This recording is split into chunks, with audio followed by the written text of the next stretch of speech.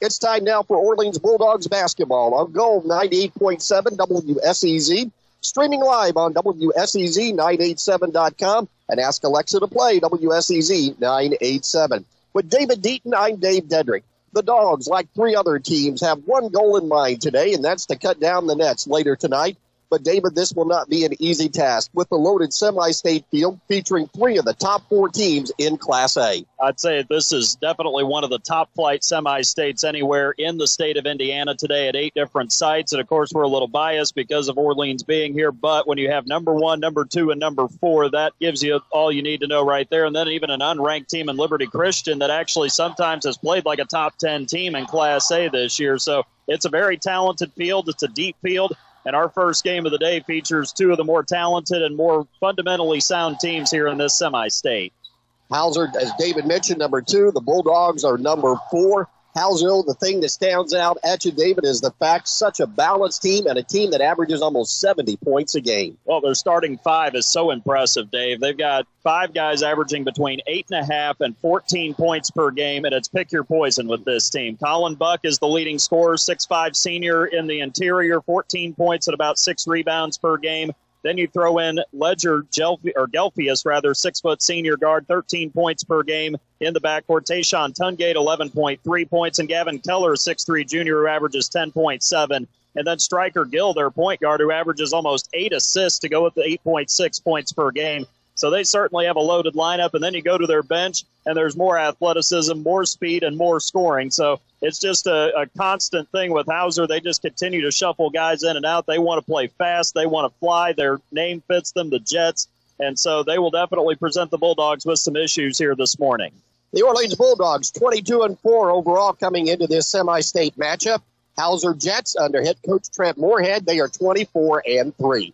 Had an opportunity to talk with head coach Trent Moorhead of Hauser and Tom Bradley of Orleans. We'll get their thoughts on this morning's matchup when we return to Lloyd Scott Gymnasium. You're listening to Bulldogs basketball on WSEZ Gold 98.7. Satisfy your cravings with KFC's world-famous fried chicken. What began from a humble service station in Corbin, Kentucky now includes over 24,000 KFC outlets in more than 145 countries and territories around the world.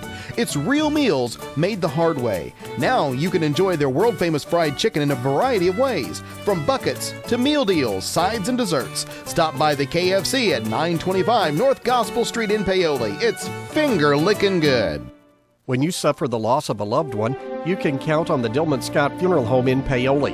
They have a 55-year history of serving the needs of families in Orange and surrounding counties. They provide only the best professional services in the most compassionate manner to care for you during this difficult time. You can always count on the Dillman Scott Funeral Home, as generations of families have done for many years. Call 812-723-2276 today. We're here when you need us the most. Dillman Scott Funeral Home in Paoli. As we continue with the semi-state pregame show, head coach Trent Moorhead of Hauser High School joins us now. The Jets getting ready to take on the Orleans Bulldogs. We'll get into that game in just a few minutes. But, Coach, before we talk about the tip-off of this morning's game here at Seymour, if you would, for our listeners here in the Orange County and Orleans area, kind of tell us how exciting things have been around the Hauser community and this Jets basketball team leading up to today's game. Yeah, hey, it's great to be speaking with you guys. It's been a really special week here. This is the third regional title in school history, the last since 2006 here at Hauser, with the team that went on to win the state championship. So there was a proud tradition of Hauser basketball there in the early 2000s, started by Coach Bob Nobby. And this group's had a mentality that we want to restore that tradition, and we've been really pleased to do that this season with the group of guys we've got. So it's a veteran group, a group that had a lot of success last season, but just came up a little bit short in the sectional championship. So the success we've had in the postseason has really got this community fired up, and it's been a special week here at school with a lot of spirit days and a good pep session on Friday. So it's been a fun week, but one that's certainly involved a lot of preparation for a really good opponent Saturday morning. I was going to ask you, Coach, with all of the extracurricular activities going on, have you been able to focus in and get basketball things done the way you want? Yeah, we have. It's a very mature group of guys, a lot of juniors and seniors who have played a lot of basketball for us, so they understand the expectations of the preparation, and we always focus on being the most connected and prepared team that we can be. So practices have been very routine and rhythm-like as they've been all season. We got to have a good semi-state practice at Seymour to get used to the sights and sounds and feel of the gym. But when it comes time for practice, this group's very good about locking in and figuring out what needs to get done in order for us to play our best basketball on Saturday. Coach, before we talk about this particular matchup between your team and Orleans today, as we look overall at this Southern Semi-State, this thing is loaded. Nobody's going to back into a championship here today, are they?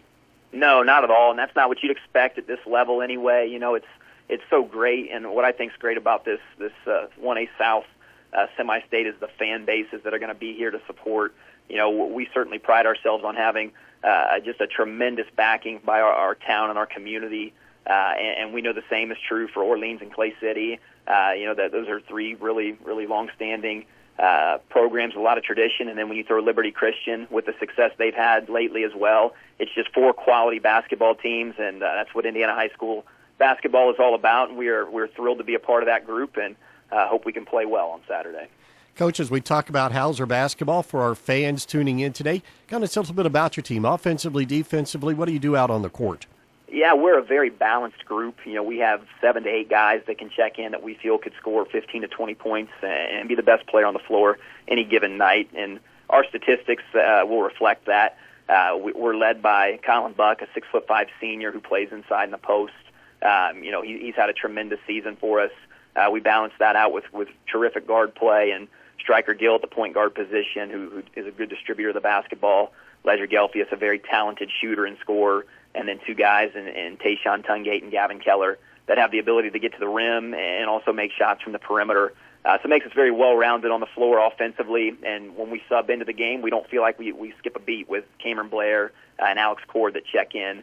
Both guys that understand their roles and can be big-time players on any given night as well. You know, defensively, we pride ourselves on pressuring the basketball and forcing the other team to you know, do things that are out of their comfort zone. And you know, it's been a recipe for success for us all year long. We're fortunate to win our conference this season, making it back-to-back conference championships in the Mid-Hoosier Conference, and just had a lot of success by playing, you know, unselfish and connected basketball. So it's just a special group of guys with support from a special community having a great year. What about your matchup with Orleans today? I think what jumps off the page is just how fundamental and how correct they are in everything they do. Coach Bradley's one of the best in the state, in my opinion. He's done such a great job for so long at Orleans. They've got a knockdown shooter in Rylan Crocker, who's maybe one of the best catch-and-shoot players I've ever seen on film or in person, just with how smooth he is. And Alex DeWitt inside, you know, just a kid with a nose for the basketball, and his toughness really jumps off the page, and his ability to score in the post. And a kid like Bryce Jones, who kind of sets the table for him. You know, it'll be a really fun matchup. We certainly know there's going to be a lot of challenges in stopping this group, but one that we feel we're up for. You know, I'm sure Coach Bradley has his group prepared as we feel we are as well. And it should just be a quality high school basketball game between 2 really good teams. Coach, what's at the top of your list for your team to do to win today? Yeah, I feel like we want to control the pace and tempo of the basketball game and play our brand of basketball and just disrupt what Orleans does well. And you know, as I said before, I'm sure Coach Bradley's giving the same message to his team. But we want to be the tougher team and the team that's going to play harder for 32 minutes, just like we want to on every night. And so that can't change with a bigger atmosphere. Got to do the things well that have gotten us to this point in the season. Line up for your ball club today. We will start at the point guard position. Striker Gill, a 5'10" junior. At the guard positions will be Ledger Gelfius, a 6'1" senior, Tayshawn Tungate, a 6'2" senior, and Gavin Keller, a 6'3" junior. And then at the 5 spot will be Colin Buck, a 6'5" senior. And then off your bench? Cameron Blair and Alex Cord. Cameron, a junior, about 6'3" as well. Alex Cord, a 5'10" senior. And then Waylon Harper, a 6'3" junior who could get some minutes as well. Everybody healthy, ready to go? We are full roster, fully ready to go today. Coach Moorhead, as always, thank you for the time and the talk. You and your ball club have a good game today. Thank you very much. Head Coach Trent Moorhead of Hauser High School. Stay tuned. You're listening to Bulldogs Basketball on Gold 98.7 WSEZ. Get ready for a taste explosion at the Superburger in Paoli, home of the Triple Nuke, the burger that takes flavor to a whole new level. But that's not all. They now proudly claim the title of second best burger in Indiana. Sizzle into satisfaction with their mouth-watering patties made with locally raised 90% lean grass-fed beef with fresh ingredients that'll leave your taste buds begging for more. The Superburger, where every bite is a journey of culinary delight. Swing by today and discover why they are the talk of the town. The Superburger, West Main Street in Paoli, where the Triple Nuke reigns supreme and the taste is legendary. Are you ready to see the world with clarity and style? Look no further than InFocus Eye Care on West Hospital Road in Paoli. At InFocus Eye Care, they offer comprehensive eye exams, a wide selection of fashionable eyewear, and the latest in contact lens technology. Their expert team is dedicated to providing personalized eye care for the entire family. Call 812-723-4752 and schedule your appointment. Now, open Monday through Thursday from 8 to 5. InFocus Eye Care, where your vision is their focus. As we continue with our semi-state pregame show, head coach Tom Bradley, the Orleans Bulldogs, joins us now. Of course, the Dogs in Game 1 action with Hauser in this semi-state at Seymour. And we'll talk with Coach Bradley about that matchup with the Jets in just a few minutes. But, Coach, as we take an overall look at this semi-state here in the South, that nobody's going to back into anything today, are they? No, I think it's four pretty good teams that all have one goal in mind, and that's advancing to the championship game and then winning the championship game. So it's not going to be a certain place about draw. I don't think helps anybody. I think that's just the way it is, and I like playing the first game. I do like that. You have a little more rest and so forth, and so hopefully that'll be a little advantage to us. Before we talk about the matchup with the Jets, Coach, what's the week been like for the Dogs in preparation? We know that it's been spring break, so you haven't been in school. Haven't been in school. Been coming in the mornings and practicing, obviously, and getting ourselves ready to go. Had a few things going on this week in terms of, some meals and pep rally on Friday night and that kind of stuff.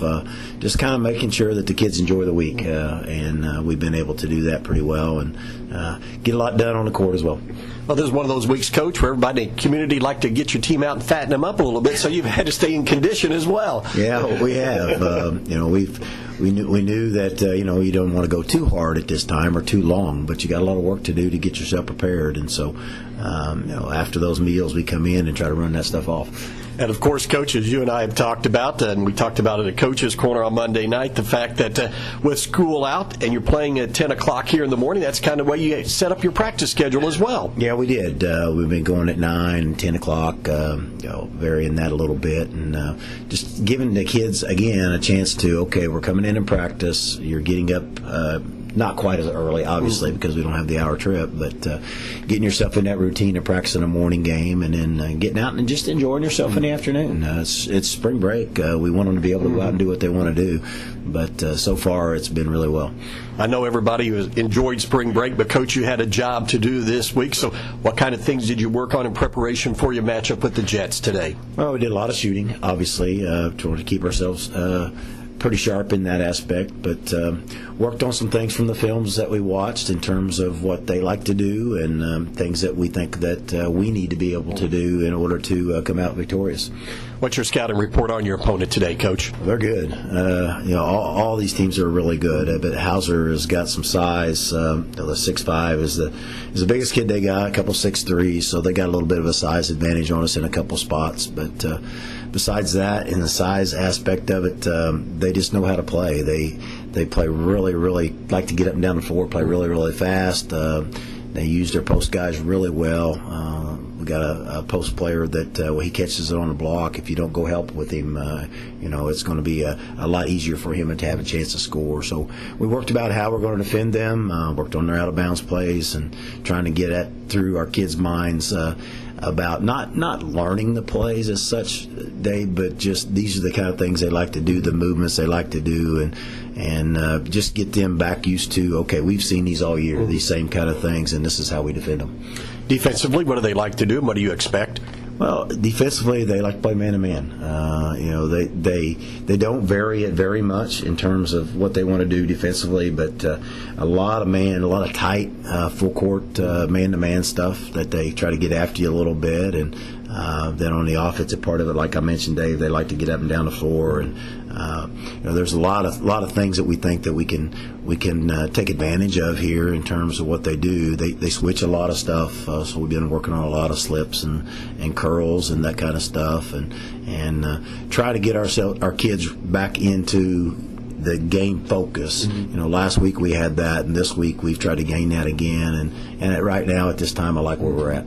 Coach, seems to me like this would be a difficult team to guard with their balance. Yeah, they got so many guys that can score. It's just everybody. If you go down the list, 14, 13, 9, 11, 11. And it's not like it's a 21-point guy that's, kind of like what we faced last week that had 2 players. These guys have got a full load of guys that can score the basketball. So you try to take one person away, they're going to come back at you with somebody else. And so we've worked quite a bit on that in terms of when we want to go double, or in the case of we don't want to guard this guy out on the 3-point line, or we got to run this guy off the 3-point line, and just try to get them that information so they know their matchups. And sometimes that's hard too, Dave, because we switch as well, and so the kids are going to have to know, okay, this number 3, I got to guard him this way, but number 6 or number 5, when I'm on him, then I got to make sure I do this. And so we kind of drill that into them about understanding that there's going to be different guys that they're going to guard, as opposed to just the one that we match them up with to start the game.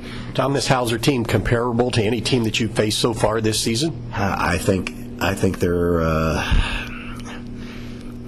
kind of like Brownstown in a way. They don't have quite have 2 really big guys, but they got one. The Buck kid is really good in the post.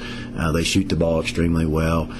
They don't really vary their defense like Brownstown, but they really can shoot the basketball. So it's a really solid team with there's not a lot of links in here. So we break it down, Coach, offensively, defensively, what do the Dogs have to do to win today? Well, I tell you, on defense, I really believe that we're going to have to switch a lot of stuff. They set a ton of good screens, and we want to switch a lot of stuff, vary our defenses a little bit, not just get in the habit of, okay, we're all man-to-man. We may play some zone in this one, some different kinds of traps, and that's something that we haven't done a lot of this tournament time. But back to the sectional, early on there, we were doing different presses and so forth. So we don't want them to get comfortable with the same defense the entire time. And then on offense, Dave, they give you opportunities to do things to get matchups the way you want them, and that's kind of what we're looking at on offense. We're going to be set a back screen on somebody. They about have to switch all back screens, and then we try to look for the switch there and then get an advantage where we can score.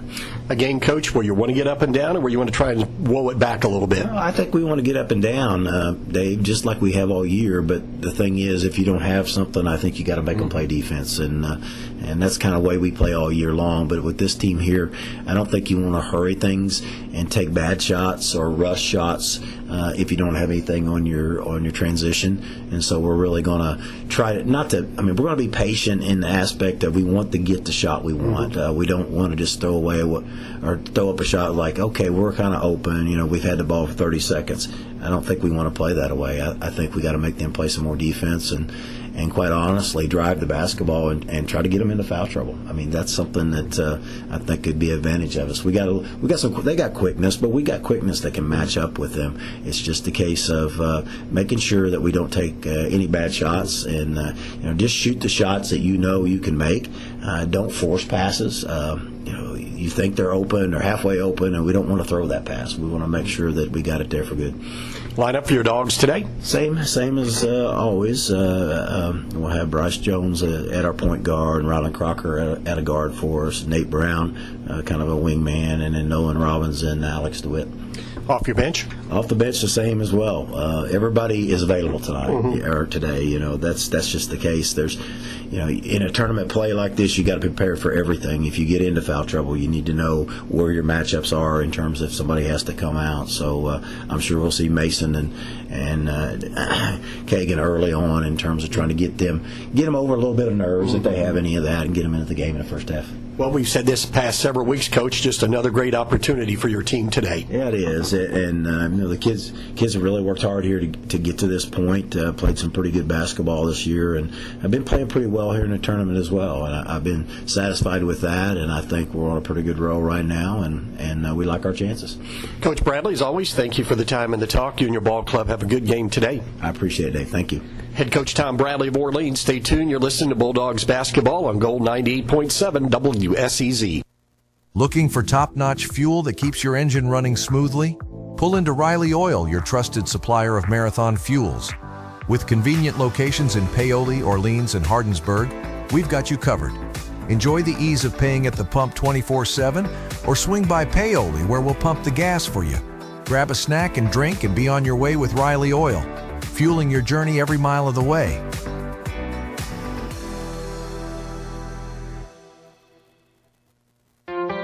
Looking for insurance to fit your life? At Tucker Insurance Group, we offer a broad range of quality insurance products at competitive prices. As an independent agency, we're dedicated to providing personalized service to every customer. Whether it's home, auto, life, or business insurance, Tracy Tucker and Tyler Atchison are here to guide you through the process, giving you the service and care you deserve. Tucker Insurance Group, where your protection is our priority. Call 812-913-9095 and let us help you secure your future.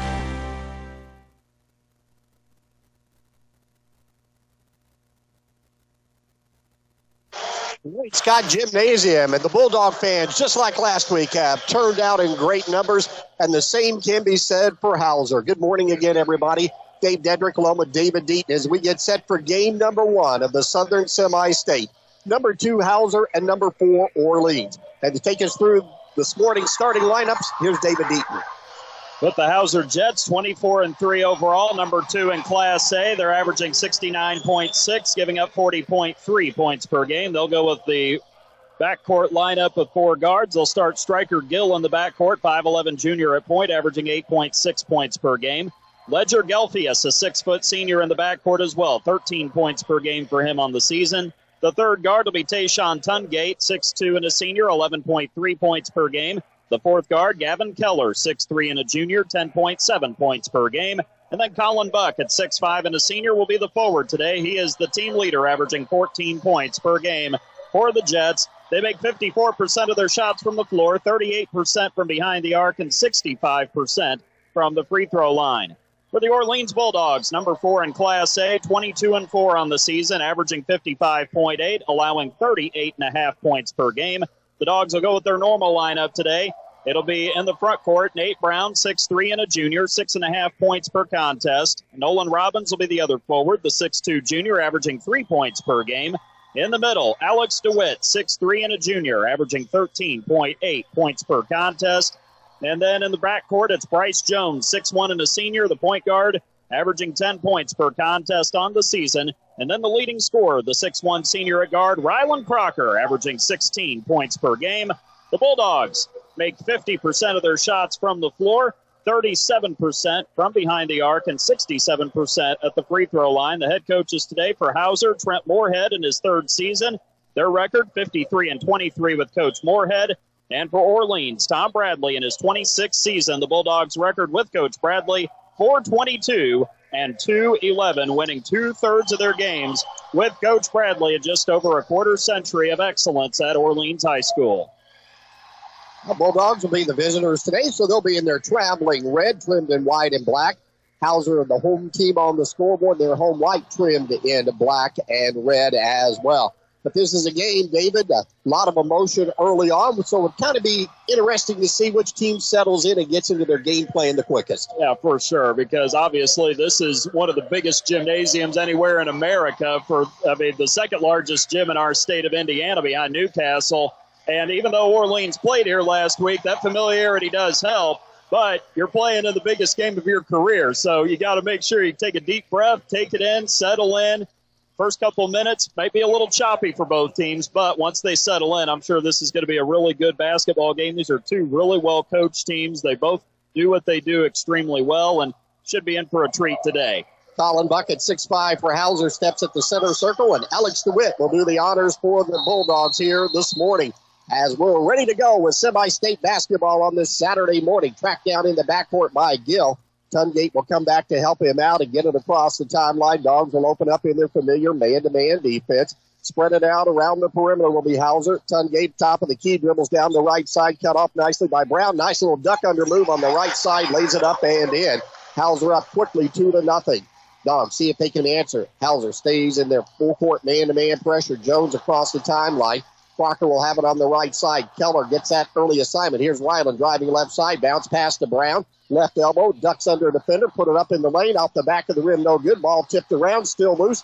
Finally coming out of there with it is going to be Gelfius. Quickly up left side to Gill. Tungate. Left baseline jumper. Up and good. And Hauser 2 for 2 from the field and 4 for Tungate, who averages 11.3. And it's a quick 4-0 lead. Again, that man-to-man constant pressure in the half court. Crocker has it.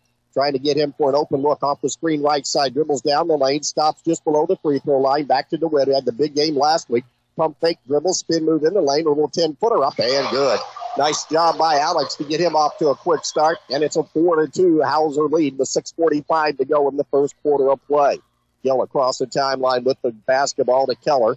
Keller to the right of the key. Dogs stay in their half-court man-to-man. Double high post set. Buck has it. A very athletic 6'5" player. Has the ball tipped away. And, a reach-in foul going to be. Nolan Robbins tried to sneak in there. He saw that ball, David, so tempting right in front of his eyes and couldn't keep his hands off of it. Yeah, Buck was holding it right where Nolan thought he could get it. He just got a piece of the arm, though. The first foul on Robbins. First foul on either team here this morning with 6.5 to go first quarter. Jets get it in the backcourt. Pass it out to Gill. Had a triple-double last week in the regional, I believe. David was telling me about coming up. So he had a big game coming in, just like DeWitt did last week here for the Dogs. Out high, around the perimeter, working with Keller between the circles on the dribble, overloaded on the right side. Gill works it left side, trying to isolate Buck. He's going to dribble in, and the ball tipped away. Jones comes back with the good help defense, and it goes off the leg of Buck out of bounds, and that'll be a turnover on the Jets. Well, that's a great job by Bryce coming down to try to rake the ball away from Buck. Did a good job. Alex playing behind him. Bryce got a piece of it. It went off of Buck's heel out of bounds on the baseline. If the Dogs can capitalize on the turnover against the full court pressure, Jones gets it in the offensive end, takes it to the left of the key, steps back behind the arc, swings it over on the right side to Brown, trying to post up DeWitt down low, get it to DeWitt, but nice job by Tungate, get a hand on the ball. He goes down to the floor, comes up with it, and the steal coming out of there with it is Tungate. Quickly up to Gelfius. Here's Buck driving right side between two defenders, lays it up and good. Colin Buck's first two of the game. It's 6-2 Hauser. Crocker yet to get a shot. Now he drives down the lane all the way to the rim, lays it up and good. That's what the Dogs want to do on the offense. They want to attack the rim, make it 6-4 with 5:25 to go. Gill will pull it back out with the dribble. Slow it up in the offensive end. Hauser will look to score early. Crossover. Nice job by Gill all the way to the rim. He put it up no good. Tipped around. Tungate comes down with the second chance opportunity for Hauser. Slows it up in the backcourt. Buck has it between the circles. Hauser going to reset into the offensive end. They lead it by 2. 3 minutes deep in here in this first quarter of play at Lloyd Scott Gymnasium at Seymour High School. Southern Semi-State game 1 this morning. Right side, Tungate works it. Pass it out front, Tungate to Buck. Hand it off to Gill. Down the lane he goes, stops at the free throw line. Pull-up jumper, rattles around. Oh, and it tipped around. It was hanging on the front of the rim, and Tungate got a hand on it. Yeah, that was a good shot for Gill. It looked like it might fall in or might fall out. It was 50-50, but it's on top of the cylinder. Tungate jumped up there, touched it. That's basket interference, so that cost Hauser a potential 2 points. Dogs a chance to tie. A 3 would give them their first lead of the day on the right sideline. Brown tippy-toeing in front of the Hauser bench. Down the lane, he's got DeWitt. He drives in, put it up, good, counted, and a foul. Nice move by Alex DeWitt. Once again, had a confident, strong career game last week, and he's carrying it over here early today as he'll go to the line to try and give the Dogs their first lead of the night, or I should say day. Yes, aggressive but under control there for Alex. First foul on Tayshawn Tungate, first on Hauser, and DeWitt gives Orleans the first lead of the day so far. 4:32 and counting, 7-6, Dogs on top. Gill with the basketball across the timeline. Give it up out front to Gelfius. Work it to Keller. Keller to the left of the key. Gets a screen at the top of the key. Hesitation, but he drives in on DeWitt all the way to the rim. Lays it up and in. Just spread it out and drive it. First 2 of the day for Keller. And the Jets back on top at 8-7 as we go back and forth here in the middle part of quarter number 1. Ryland Crocker out high. Not going to let him get any good looks today is the defense for the Jets. Left side, Nate Brown, baseline to DeWitt. Fakes inside, now drives baseline, lays it up and good. Alex DeWitt, another big quarter, 7 of the 9 for the Dogs, who poke their heads back out in front, 9-8. Left side with the Tungate has it. Hesitation move down the lane. Kick it out into the corner, but before a shot can be put up there by Gill, a foul going to be called on the floor. And this one will be against Orleans. And this will be 2 now on Nolan Robbins. So one of the starters already in some early foul trouble. Team second with 3:46 to go. Mason Freed, the 6'6 junior, coming off the bench for Orleans, replacing Robbins. Mason's been a defensive presence all season. On the baseline, Gill gets it into the corner. Long three by Tungate, way off the mark. No good. Rebound pulled down by DeWitt. He'll give it off to Brown. Dogs lead by 1 and the basketball. Jets stay in their half-court man-to-man. Orleans works to overload the left side, swing it right side instead to Jones. Gets a screen out high between the circles. Back out front to Brown. Nate puts the ball on the deck behind the back dribble, gets to the wing. Stop there, down to Whit Lane in the lane, pushed off there by Buck. Put the shot up and nearly got it to go. As Alex feeling it, he just has to put it up close to the rim. Hopefully got a roll, but that time it just spun out. Well, they're going to say this is on the floor, but that was mighty close to being a 2-shot foul. That'll be the first on Colin Buck, team second. Alex was drifting right. He got bumped, tried to throw it up at the last second, but no avail there. High inbounds pass comes to Jones, gets a screen. Hesitation move right side into double team. Fires it back into the corner. Brown fakes 2. Dribbles into the lane. Pull up 10-footer, no good. Up high, Buck has the rebound for Hauser. Mason Freed is checked in for Orleans, for Robbins. Bounce pass down low. Way to thread the needle into Keller, who put it up and in transition. And the Jets go back out on top, 10-9, with 3 minutes to go here in the first quarter of play. And the Southern Semi-State, Hauser up by 1. You're listening to Bulldogs basketball on Gold 98.7 WSEZ. A family-run company started in 1960 by father and sons, Riverview Farms Incorporated is 50 years and counting. Riverview Farms Incorporated primary focus is pullets, chicken, hogs, and turkeys, and some feed crops as well. Located in Orleans, Indiana, Riverview Farms is a viable agribusiness 4 generations strong and counting, and among the biggest producers of poultry and eggs in the state of Indiana. Riverview Farms, working for families, working for you. 10-9, Hauser in front. A game that's going back and forth.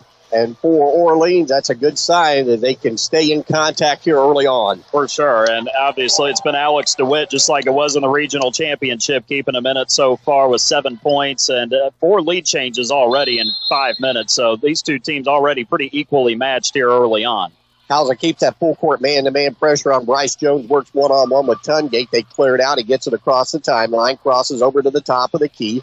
Will pull it back out between the circles. Dogs go 1-4 settle on the baseline. Jones down below the free throw line. Spin move. High arcing 10-footer. No good. Ball loose on the floor. Tipped around. Still loose.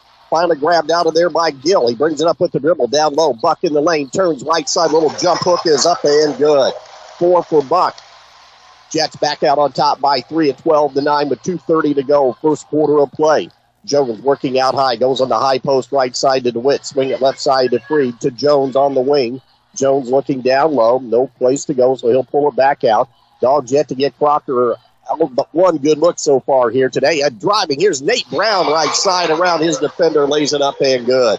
Nate Brown able to get to the rim. Makes it a 12-11 Hauser lead with 2:04 to go. Out front, Gill running the point. Dogs stay in their half-court man-to-man. Oh, a nice job by Brown to get into the passing lane. Tipped that ball away and steals it. Trying to force it into Buck at that high post, and the Dogs were ready. Bryce Jones between the circles on the dribble, working out front with Tungate. Takes it to the left wing. Crosses over down the baseline. He goes all the way to the rim. Lays it up and in. What a drive. He took Tungate. Nice little hesitation dribble there. The Dogs have the lead back. 5th lead change. 1:35 and counting. Tungate tried to scoop it off on the right side, but there's contact as he got into a double team. DeWitt and Brown were both there for the Rams. For the Dogs. And that foul will be on Alex. That's going to be his first, team's third. So Orleans not in danger of sending the Jets into the bonus. They're going to sub 2 guys in. Alex Cord, a 5'10 senior, averaging just over 3 points per game. And Cameron Blair, a 6'3 junior, who averages 4 points as Buck and Tungate go to the bench. Lob it into the backcourt. Blair has it. He'll pull it out with the dribble. But again, this is a deep team. Coach Moorhead not afraid at all to go to 8. With the dribble, Blair, spin move in the lane on 3. Double team. Now step between the double team. Put up left hand. No good. Ball fought for on the baseline. And Blair touched it last. It'll be Bulldogs basketball. Well, Mason did a great job standing his ground. Blair tried to put the shoulder into his chest there, but Mason stood tall. Blair kind of lost control of it on the way up, left it short, and then he tried to get the rebound and fell down on the baseline, losing it out of bounds. So the Dogs have a chance to extend on a 1-point lead here. Jones work it up across the court against Ford. Give it up in the high post to Witt. Turns down the lane. Blair drives all the way in. Shot rolls up and in. Nice power move off the dribble by DeWitt for 9. Quickly the other way we come. Driving his Keller left side. Lays it up and good. He is fouled. As even after the make, the Jets run that sideline break and they get the ball down that left side in a hurry with Gavin Keller putting it through the net, and we'll have a 3-point play opportunity as that foul whistled on Nate Brown. That'll be the first on Nate. Team's fourth. Free throw good for Keller. Came in 65%. He's got 7 so far as he paces the Jets in scoring, and they're tied at 15. First time we've been tied today. Under a minute to go. Bryce Jones brings it up the right side. Swing it left side to Brown. Nate with the dribble. Turns the corner. Gets it all the way to the baseline. In a double team. Ball knocked loose on the floor. Still being kicked around. It goes out of bounds. And last touched by the Dogs. Had to wait and see. That was on the far end right in front of the Hauser cheer section. Apparently it was Mason Freed that had the last hand on it. Pretty close there. Could have gone either way. Mason just getting a piece of it, apparently, according to the official there on the baseline. So the Jets may be holding for the last shot here. Gill will bring it up to Cord to the right side. Cord with the dribble, crosses over, gets to the elbow, pass it back out to Gill, swing it on the left side to Keller. 30 seconds in counting. You're right. Pull it out. Overloaded with 3 players on the left side and 2 on the right, wide open in the middle. Dogs will match them up man-to-man, and the Dogs content to let that clock roll down here in the final 15 seconds. Keller has the ball on his hip near the 10-second line on the left side. Keller puts it on the deck, takes it to the middle of the court with 7, comes left side to Cord, back to Keller. Keller steps through a double team, a floater from 10 feet, no good. DeWitt with the rebound and 3/4 court shot by Bryce Jones off the top of the backboard, no good. But that's a very good first quarter between 2 very good teams here at Lloyd Scott Gymnasium, opening round of the Southern Semi-State. Orleans 15, Hauser 15. You're listening to Bulldogs basketball on Gold 98.7 WSEZ. At Springer & Springer Insurance, we get it. Insurance can be frustrating. That's why we make it simple. With locations in Orleans, Bedford, Salem, French Lick, and Greenwood, we take the time to get to know you, your needs, life, and goals before finding the right coverage for you. Whether it's auto, homeowners, life, commercial, or farm insurance, we work with a range of trusted companies to give you the best options. Call 812-865-3133 today. Springer & Springer Insurance, making insurance easy. Orange County REMC offers security systems for your home. Home security systems are available to members and non-members and will provide protection from fire, carbon monoxide, and theft. These systems are continuously monitored, so you will have a peace of mind whether you are at home, work, or vacation. You might even qualify for a discount on your homeowner's premium. Install a security system for as low as $299 with monitoring, starting at $29.95 per month with bundle.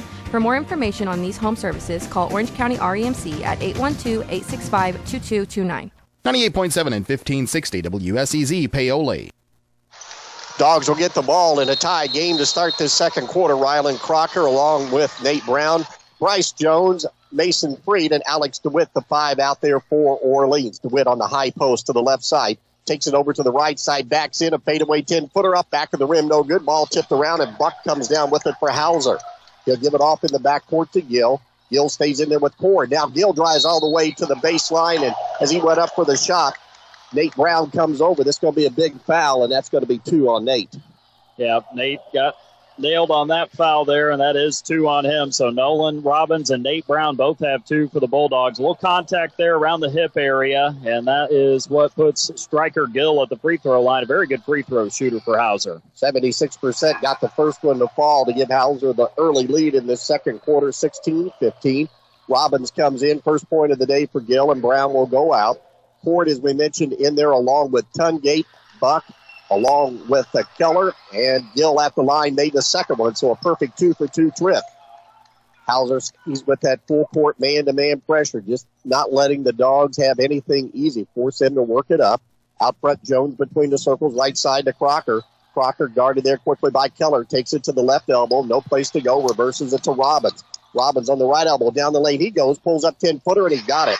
Good sign for Nolan Robbins, his first 2 that he is looking to score. It's 17-17. Quickly Gill into the offensive end, fakes the handoff to Tungate, trying to post up Keller down low on the right side. Give it up, Gill between the circles to Buck. Buck works it out front to Gill, the point guard.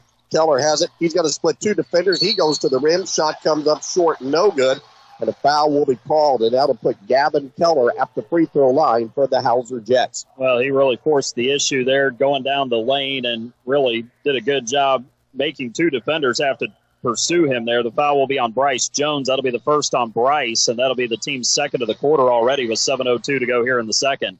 Free throw up and good by Keller. He's got 8 already. The Dogs, they wanted to get to the free throw line in this ball game, but early on it's the Hauser Jets that have had the opportunities at the stripe. 65% free throw shooter, got them both, averages almost 11 a game. It's a 19-17 Hauser lead. 7 minutes to go in the first half of play. Bryce Jones will bring it up with the dribble across the timeline, work it right side to Crocker, run the weave out front. Nearly lost it, but Crocker, they leave him alone. Somehow he got free. Long two-pointer, no good. Rebound pulled down by Buck. Quickly, long lead pass, Keller to Tungate, into the corner, right side. Hauser, again, one of these teams that looks to score early, and then if they don't have it, they'll set it back up. Driving in, Buck on three, muscles his way into the basket. A little 5-footer from the right side, up and good. 6 for Buck, who averages 14. And Hauser up by 4 with 6:28 to go in the second quarter. Bryce Jones will bring it up with the dribble right up the middle of the court to the center where the Owls emblem is at here at the home of Seymour.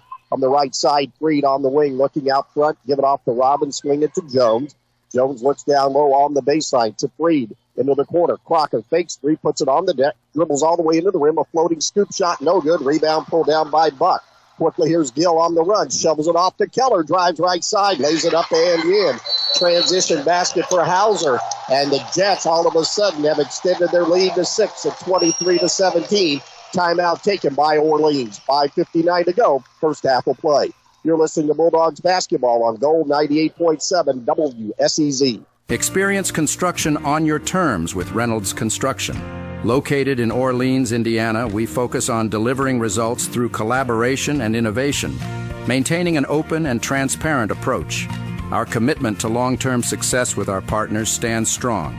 At Reynolds, we prioritize your preferences, ensuring you work the way you want.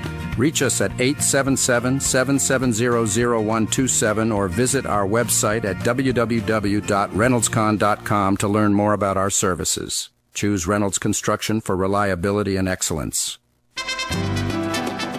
Turn your dining experience into a fiesta at El Compadre, the heart of flavor and fun. Open Sunday through Thursday, 11 to 9 p.m., Friday and Saturday, 11 to 10 p.m. Craving something delicious? Try one of our mouth-watering entrees that will make your taste buds salsa. Visit us at one of our 5 locations, Paoli, West Baden, Mitchell, Orleans, Bedford, and coming soon, Palmyra. El Compadre, where the flavor is as bold as the fun.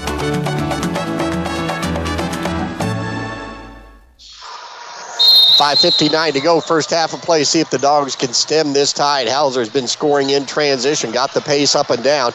Quickly, Crocker will bring it up, so a change there to put the ball in Crocker's hands. Give it off to Jones to the right of the key. Bryce with the dribble stops at the top of the key. Instead, we'll work it right side all the way to the baseline. Cut off there in the corner by the Jets, man-to-man. Down the lane, Crocker dishes it off to Freed. Mason, nice strong move, put it up and good off the glass. A nice dish by Crocker to find an open teammate. And it was good to see Freed finish at the rim. Well, it stops that 6-0 run that Hauser had just gone on before the Orleans timeout with 5:40 to go. The foul will be on Gavin Keller. That'll be his first, team's first of the quarter. Keller has 11 points. He has been the main weapon so far for the Jets. Freed's free throw is no good. Rebound cleared off by Keller. 8-2 the advantage in rebounding for Hauser so far here in this ball game. 5:30 to go. Good play by the Dogs out that timeout to stem that little run by Hauser. Orleans going to switch up. Looks like they're going to go 2-3 zone for the first time today just to give Hauser a little bit of a different look. Tungate dribbles in, kick it out. 3, by the way, Keller left of the key up, or Gill that is, left of the key up and good. 5 for striker Gill. 26-19 as we near the 5-minute mark of quarter number 2. Out front, Jones between the circles on the dribble, gets the screen out high. Takes it off the screen, pull up, right elbow jumper is good. Bryce Jones answers back with his second basket to make it 26-21. Quickly, Gill into the offensive end to Tungate on the left corner. Back out front to Gill. Gill will work it around the perimeter. See what the Jets want to do against this Dogs 2-3 zone. Out front, left side, Keller to Gill between the circles. Gill at the spike line goes right side to Tungate. Trying to look down low into the corner. Keller fakes. Pulls up, put an up and under shot, no good. And Mason Freed will be called for a reach-in foul. Yeah, Mason swatted down there. That's what got him in trouble on that particular drive. Keller has just been slicing and dicing in this Orleans defense here in the first half. That foul will be the first on Freed, and that'll be the team's third. So back to the line again for Keller. For Hauser, who's already made 3 free throws today. Make it 4.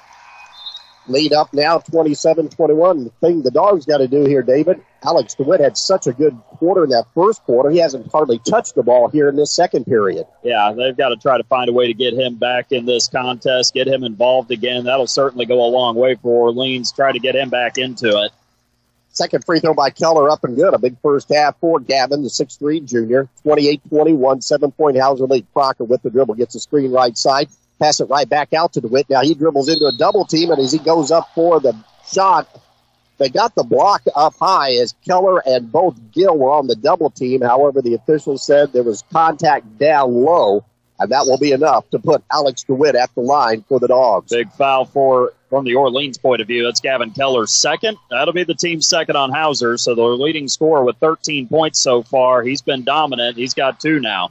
Free throw by DeWitt up and good. Alex coming in, hitting 66% at the line. He's got 10 on this ball game, averaging 13.8 at 28 last Saturday. So he's back on that pace here again today.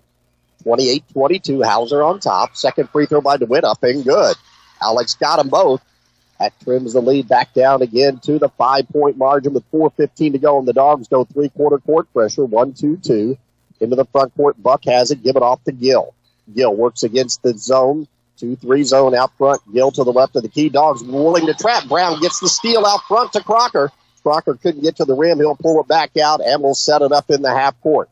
Crocker with the dribble down the lane, puts up a runner from 5 feet. Oh, it takes 2 laps around the rim and goes in for the victory. 28-25 as the Dogs defense comes up with the stealing conversion. 4 for Rylan Crocker into the offensive end. Out front, left side, Blair, who checked in for Keller with those fouls. Blair has it. He works it down low to Buck on the baseline. Buck isolated, fires it out front to Gill. Gill between the circles. Orleans has switched back to their zone defense again. Here's Blair, long 3 left side, in and out, no good. Ball tipped around loose, and Freed comes down with it for the Dogs. Orleans, after that timeout, has now stemmed the tide and got things rolling back their way, down by 3 in the basketball. Left side, Jones has it behind the arc. Give it off to Crocker. Crocker to the left of the key. Fakes right, goes left to Jones. Jones dribbles to the left elbow and will pull it back out. Crosses over, working out front on Tungate. Shoves it off to Crocker. Elevates. 15-footer straight away, no good. Rebound pulled down by Blair for Hauser. Quickly, Gill brings it up into the offensive end. Gill working against that zone, which has slowed Hauser down here in the half court. 28-25, the Jets on top. Tungate to the left of the key with 2:50 to go. Splits the defense all the way to the rim, laid up good, and a foul. As Tungate just found a little bit of room along the right side of the lane, and he was able to split the double team and lay it up for a 3-point play opportunity. Yeah, Mason Freed might have come out a little too far on that. That's going to be his second. And now Brown, Robbins, and Mason Freed all have 2 fouls. That's 4 on the Dogs, so only 1 more foul before Hauser goes to the double bonus. Tungate gets that free throw. He's got 7 points now. As Tungate may have had an issue. I don't know if it was a contact or what. Looks like he's going to get some aid down at the end of the bench as he is going to be substituted. So just a quick injury substitution there for Hauser. Nobody will be charged with a timeout. Quickly checking back in will be Alex Ford. Talking about Hauser, David, as a team, they hit 65% from the line. Yeah, they've struggled with free throws like Orleans has throughout the year, but it seems like in the postseason, they've been knocking them down because so far they have made every single free throw attempt. They are 8 of 8 at the stripe thus far. Dogs down by 6 in the basketball, 2:35 to go in the first half. First game of the Seymour Southern Semi-State in Class A. Out high, Crocker launches a long 3, in and out, no good. Ball goes into the corner. Jones, can he save it? No, he cannot, as Buck comes down with the loose ball. Buck in transition, crosses over, drives straight to the rim. A little finger roll up and good. Buck with 8. And Hauser, that's how they got the majority of their points today in transition. The lead quickly back up to 8 at 33-25 with 2:10 to go. Crocker out high against the man-to-man pressure. This time Blair guarding Crocker, gets a screen, dribbles on the baseline, goes all the way underneath the basket. Kick it out front to Brown. Nate looking, used up the dribble to free throw line to DeWitt. DeWitt at the top of the key will shovel it back to Jones, and Bryce will reset the offense here for Orleans with 1:50 to go. 33-25, Hauser on top. And out front, Gill a little bit too aggressive, trying to deny the ball from Ryland Crocker, and will be called for a foul. Yeah, the right idea, just a little too far out there as Ryland was trying to get the catch. Kind of a risky pass for Bryce there to that left side. That'll be the first foul on Gill. That'll be the team's third on Hauser here in the quarter. They're up 8. It's their biggest lead of the contest thus far. Heard Coach Bradley talk about that in the pregame. Watch those passes. If you think it's there, okay, but if you think it's not, even though you want to pass it, don't pass it. And David was right. The Dogs escaped there without a turnover. Out front, Freed has it. Top of the key. Give it off to Jones. Out front to Crocker between the circles. Crocker with the dribble. Steps back. Couldn't get the 3 off. Give it off to Jones. Turns the corner. Cut off at the free throw line. Backs it out with the dribble. Dogs need to score on this possession. Down by 8 with 1:23 to go here in the first half. Jones to the left of the key with the dribble. Between the legs. Crosses over. Pulls it back out. Dogs not getting a lot of action down low. Here's Crocker. He's going to take it all the way in. Blocked from behind by Blair. Coming out with it is Gill ahead to Buck. He drives all the way, splits the defenders, lays it up, and good. Buck in transition. 10-point lead. Biggest of the day for the Jets. 1 minute to go. Brown tries to answer, and as he slips between a double team, he will be called for a travel. That's only the second turnover on Orleans, but it is a big one here with less than a minute to go. Yeah, and with Hauser getting this lead out a little bit further. I mean, right now they're in the midst of a good run, and they've got all the momentum, and now they have the basketball potentially for the last shot of the half. Dogs drop back in a 1-2-2 zone. Out front, Ford has it to the left of the key to Gill. Gill to the right of the key. See if they'll hold it like they did to try and end the first quarter, did Hauser. 10-point advantage, biggest lead of the game so far for the Jets here in this first half of play, and it's been all in this quarter because we were tied at the end of one at 15-15. 25 seconds and counting. Gill, the 5'11 junior point guard, directing traffic to Cord to the left of the key, to Gill to the right of the key. Give it off to Blair on the right side. Swinging in the middle to Cord between the circles with 12 seconds to go. Cord now looking, puts it on the deck, takes it on the left side to Buck into the corner. Driving in is Gill. Gill spin move down the lane, and he tried to make a move. He will be called for a travel. Great defense there. Nate Brown did a great job. He kept his shoulders squared to Gill as he was trying to move. He spun. His feet got a little bit out of control there, but that's because Nate played great fundamental defense there. Bulldogs length of the court to go, and a near steal on the inbounds by Alex Cord. A nice play. Just took 3/10 off the clock. Yep. Hauser not giving the Dogs anything here. You mentioned it, Dave. You think it's open, the next thing you know, it's not. Cord really quick getting to the ball there to deflect it away. Nate Brown tried to get the run out. In the middle goes to Jones. Jones from three-quarters court on the way. It's off to the right, short, no good. And that'll be the first half of play in Game 1 of the Southern Semi-State at Lloyd Scott Gymnasium. It is Hauser 35 and Orleans 25. You're listening to Bulldogs basketball on Gold 98.7 WSEZ. Hi, this is John Bender. Since 1931, Bender Lumber has been providing superior service along with quality, innovative building products at fair, competitive prices. In communities throughout southern Indiana, our locations are the primary supplier to residential builders, professional remodelers, as well as do-it-yourselfers who rely on our knowledgeable sales staff to do whatever it takes to proudly serve them and to get the job done. So here's to the first 90 years of local people serving local needs at Bender Lumber. Thinking of doing a kitchen or bathroom renovation? Need new cabinets or countertops? Call Rutherford Custom Kitchens and More. Be confident in the work you have done. Rutherford Kitchens and More offers custom kitchens and bath, professional installation, and free estimates. Call them at 812-865-2127 or visit them at 220 East Jefferson Street in Orleans. Open Monday through Friday, 7 a.m. to 5 p.m. Out with the old and in with the new at Rutherford Kitchens and More. 10-point lead enjoyed by Hauser here over the Orleans Bulldogs at halftime of game number 1 in this Class A semi-state. The winner moves on to tonight's championship game, where they will take on the winner of either Liberty Christian or Clay City. In this ball game, we were tight in the first 8 minutes. We had 2 ties along with 6 lead changes as we went back and forth during the first 8 minutes of this ball game. Each team would have little mini runs, thinking all of a sudden they'd have some advantages, but then the other team would come right back. The big key, though, for Hauser was the fact they were able to score in transition in that first quarter of play. Even with that, It was tied up 15-15 at the end of the first quarter of play. But then Hauser came out. The Jets get 2 free throws to take the lead at 17-15. Dogs get a basket by Nolan Robbins in the lane, made it 17-17. But then a quick 6-0 run by Hauser, and they had a 23-17 lead with 6 minutes to go. Coach Tom Bradley took a timeout, settled the Dogs down. They came out of that timeout and got a big basket, this time coming from Mason Freed to make it 23-19. But quickly down, Stryker Gill answers with a big three-pointer to make it 26-19 with 5:11 to go. The Dogs, though, answer right back. Bryce Jones, a jumper with 5 minutes to go, made it 26-21. 2 free throws answered, though, by Keller. That made it a 28-21 game with 4:32 to go. Dogs get a basket by Alex DeWitt. His only points, though, in the second quarter after he had a huge first quarter to keep the Dogs in it. Made it 28-22 with 4:21 to go. The Dogs, with those 2 free throws by DeWitt, actually made it 28-23. Orleans got a defensive stop. They come back, get another basket. This one by Rylan Crocker to cut the lead down to 3 with 3:56 to go in that second quarter. But that would be the last time that the Dogs score in the first half of play, as they go almost 4 minutes to close out the quarter. And for Hauser, they end up the quarter on a 7-0 run to get their biggest lead here in this ball game at double digits at 35-25 at halftime.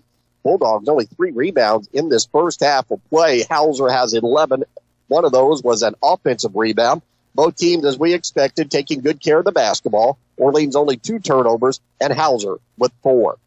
10-point lead enjoyed by the Jets. When we continue with our halftime report, David Deaton will take a look at team and individual stats. You're listening to Bulldogs basketball on Gold 98.7 WSEZ. Your high-end electronics and gadgets are only as good as your internet service provider. Stop the frustration of slow and unreliable internet service with a call to Orange County Fiber. Call Orange County Fiber and check out their brand new fiber packages that include lightning-fast upload and download speeds for households that stream, game, and surf the internet. Call Orange County Fiber and see the difference fiber can make in your daily life or your business operation. Phone OC Fiber at 812-865-2229. Orange County Fiber, bringing high-speed internet to your community. Orleans Auto Value Parts emphasizes the importance of maintaining your current vehicle amidst rising new car prices. They are your local auto value dealer offering affordable, high-quality auto parts with reliable service. They stock Deca and Interstate batteries, custom-make hoses, and provide paint mixing services to match any vehicle color on the road. Visit them at 153 West Washington Street in Orleans or reach out by phone at 812-865-4444. Well, the Bulldog Jets 35-25. Hauser living up to their nickname so far in the first half, already on pace to hit their average just under 70 points per game on the season. They're one of the highest scoring teams in the entire state, regardless of class. And so far, the scoring has been there for Hauser, but it's been Gavin Keller. He's been a bit of a surprise as far as the pace that he set in the first half with 13 points, 7 in the first quarter, including 1 on a three-point play the old-fashioned way. He has made all 5 free throws as he went 4 for 4 in the second quarter. He's only 65% at the line, but it hasn't fazed him a bit. He's been doing a great job driving to the rim, and that's where Hauser's been getting the lion's share of their baskets so far. Keller, 1 of 2 in double figures for the Jets. Colin Buck has 10. He was a little quiet in that first quarter, got a couple early baskets there for Hauser to get on the board. Then he got 3 baskets in the second quarter, mostly in transition. Buck, every bit as good as advertised coming in, so he has 10 so far. Tayshawn Tungate got a couple of buckets there in the first quarter for 4 points, and then he scored on a 3-point play there in the second quarter. So Tungate has 7 so far. Stryker Gill didn't get anything going in the scoring column until that second quarter of play, but when he did, he really took off. Got a couple of free throws there in the second quarter off a drive, and then buried a 3 against that Bulldog zone defense. Gill has 5 so far for Hauser.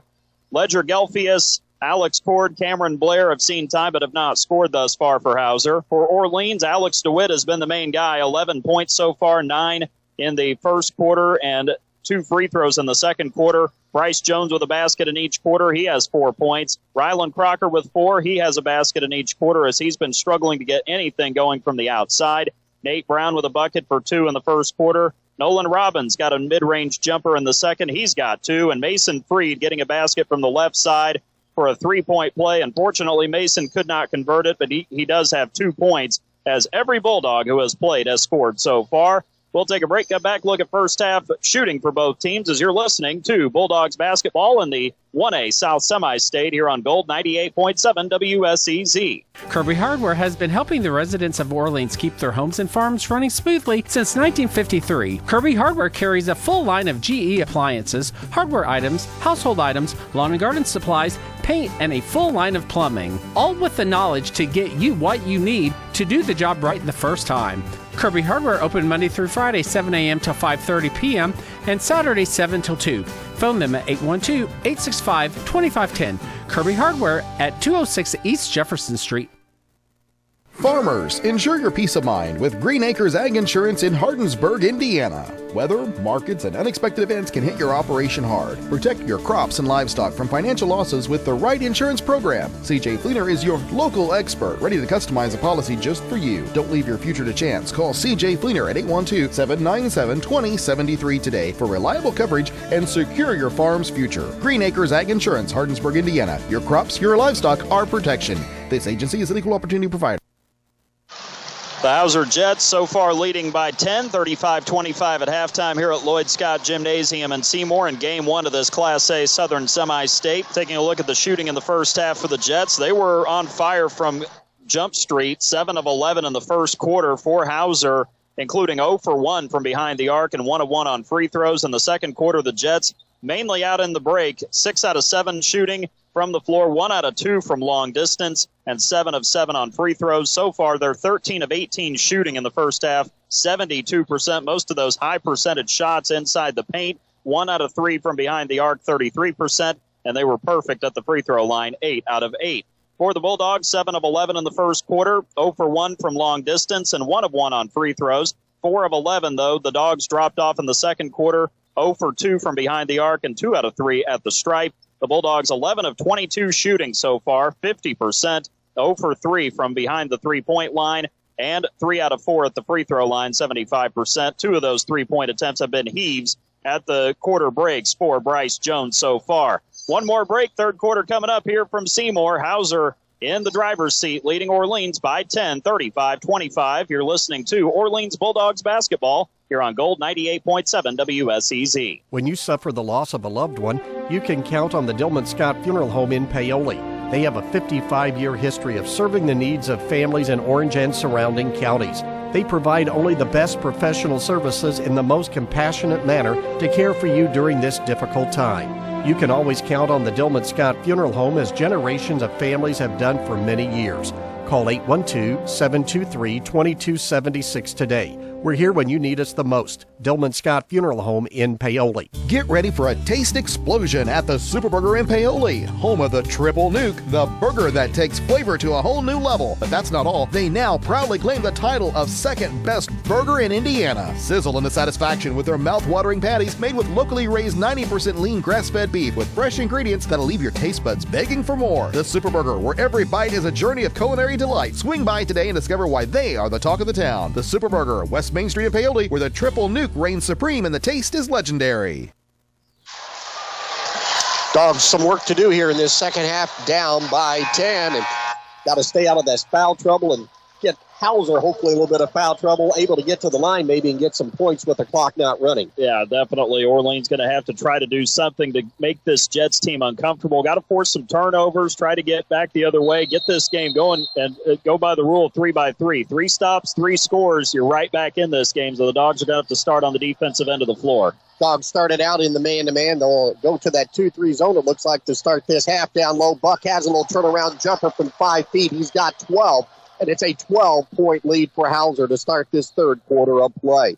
Hauser stays in their half-court man-to-man. Robbins, Brown, DeWitt, Crocker, and Jones. And we get a foul away from the basketball as a screen, an illegal screen, will be called on Orleans. DeWitt was trying to free up Ryland Crocker along that baseline, and that's where the officials saw it.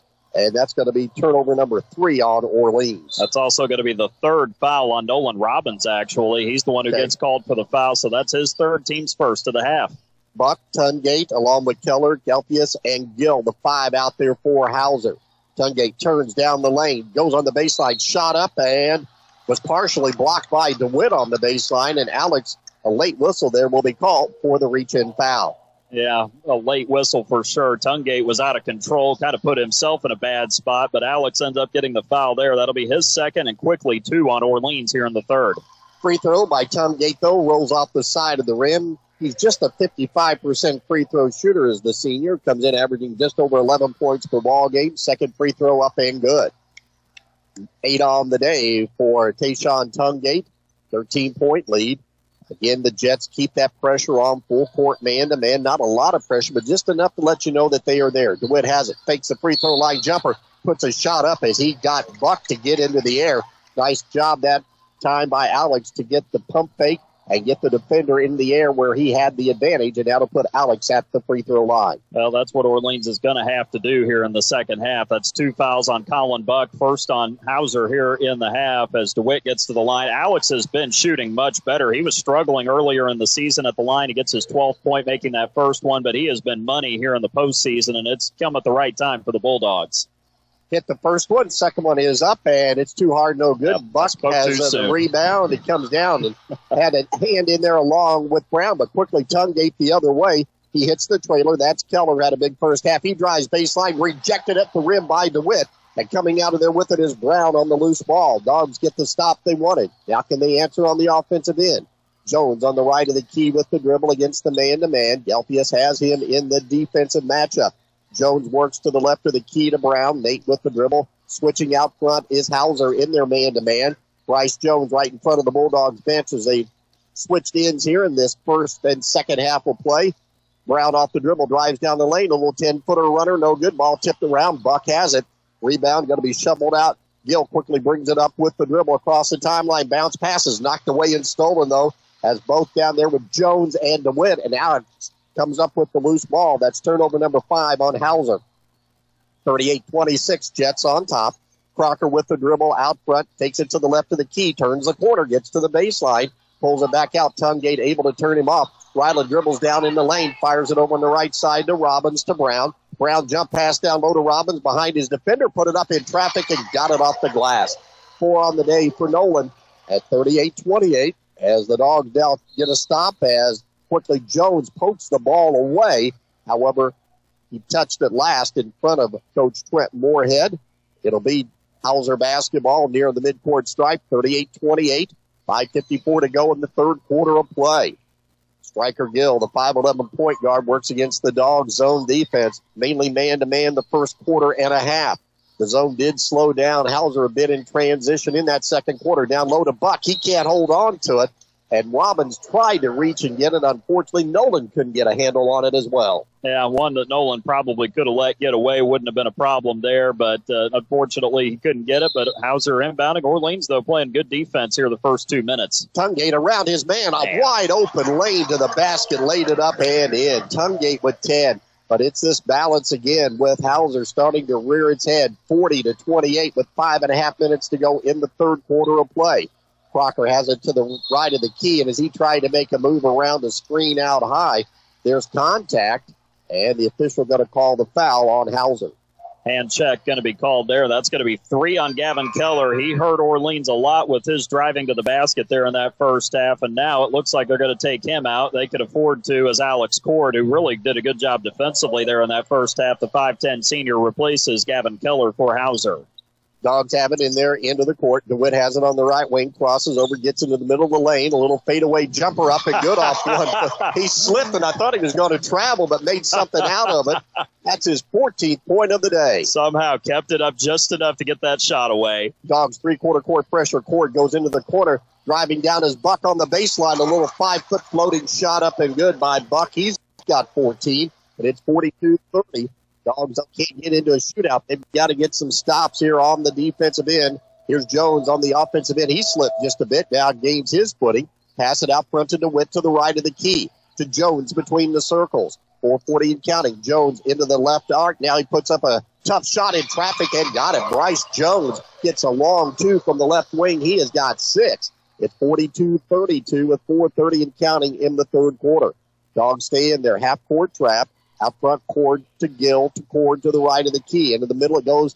Galpius, a little 15-footer, no good. Ball comes off the rim in an awkward manner in its last touch as Tungate could not gather it in. It goes out of bounds, and it'll be Bulldogs basketball. That's what Orleans has to do. They got to make Hauser a jump-shooting team. Clearly, Hauser is a really good team when they get to the rim, no matter who gets there. So they got to try to make a jump shot. Got to play percentages a little bit at this point, and the Dogs still win it, only down 10 right now. High post pass to Witt, gives it off to Crocker with the screen, turns down the lane, cut off, fade away 10-footer by Ryland, and the nice shooter's touch off the front of the rim for his 6th point of the day. 34-42, Hauser on top, under 4 minutes to go here in the third quarter. Half-court trap, Gill to Cord across the timeline, and a timeout going to be taken by Coach Trent Moorhead. 3:51 to go, third period of play. Hauser 42, Orleans 34. You're listening to Bulldogs basketball on Gold 98.7 WSEZ. Are you ready to see the world with clarity and style? Look no further than InFocus Eye Care on West Hospital Road in Paoli. At InFocus Eye Care, they offer comprehensive eye exams, a wide selection of fashionable eyewear, and the latest in contact lens technology. Their expert team is dedicated to providing personalized eye care for the entire family. Call 812-723-4752 and schedule your appointment.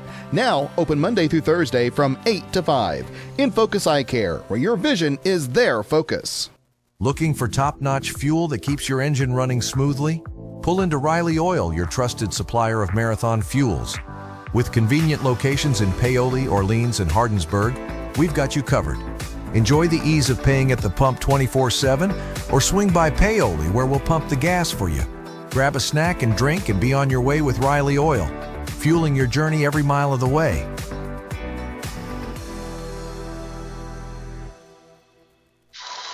(42-34). Dogs have shaved 2 points off that 10-point halftime lead halfway through this fourth quarter of play.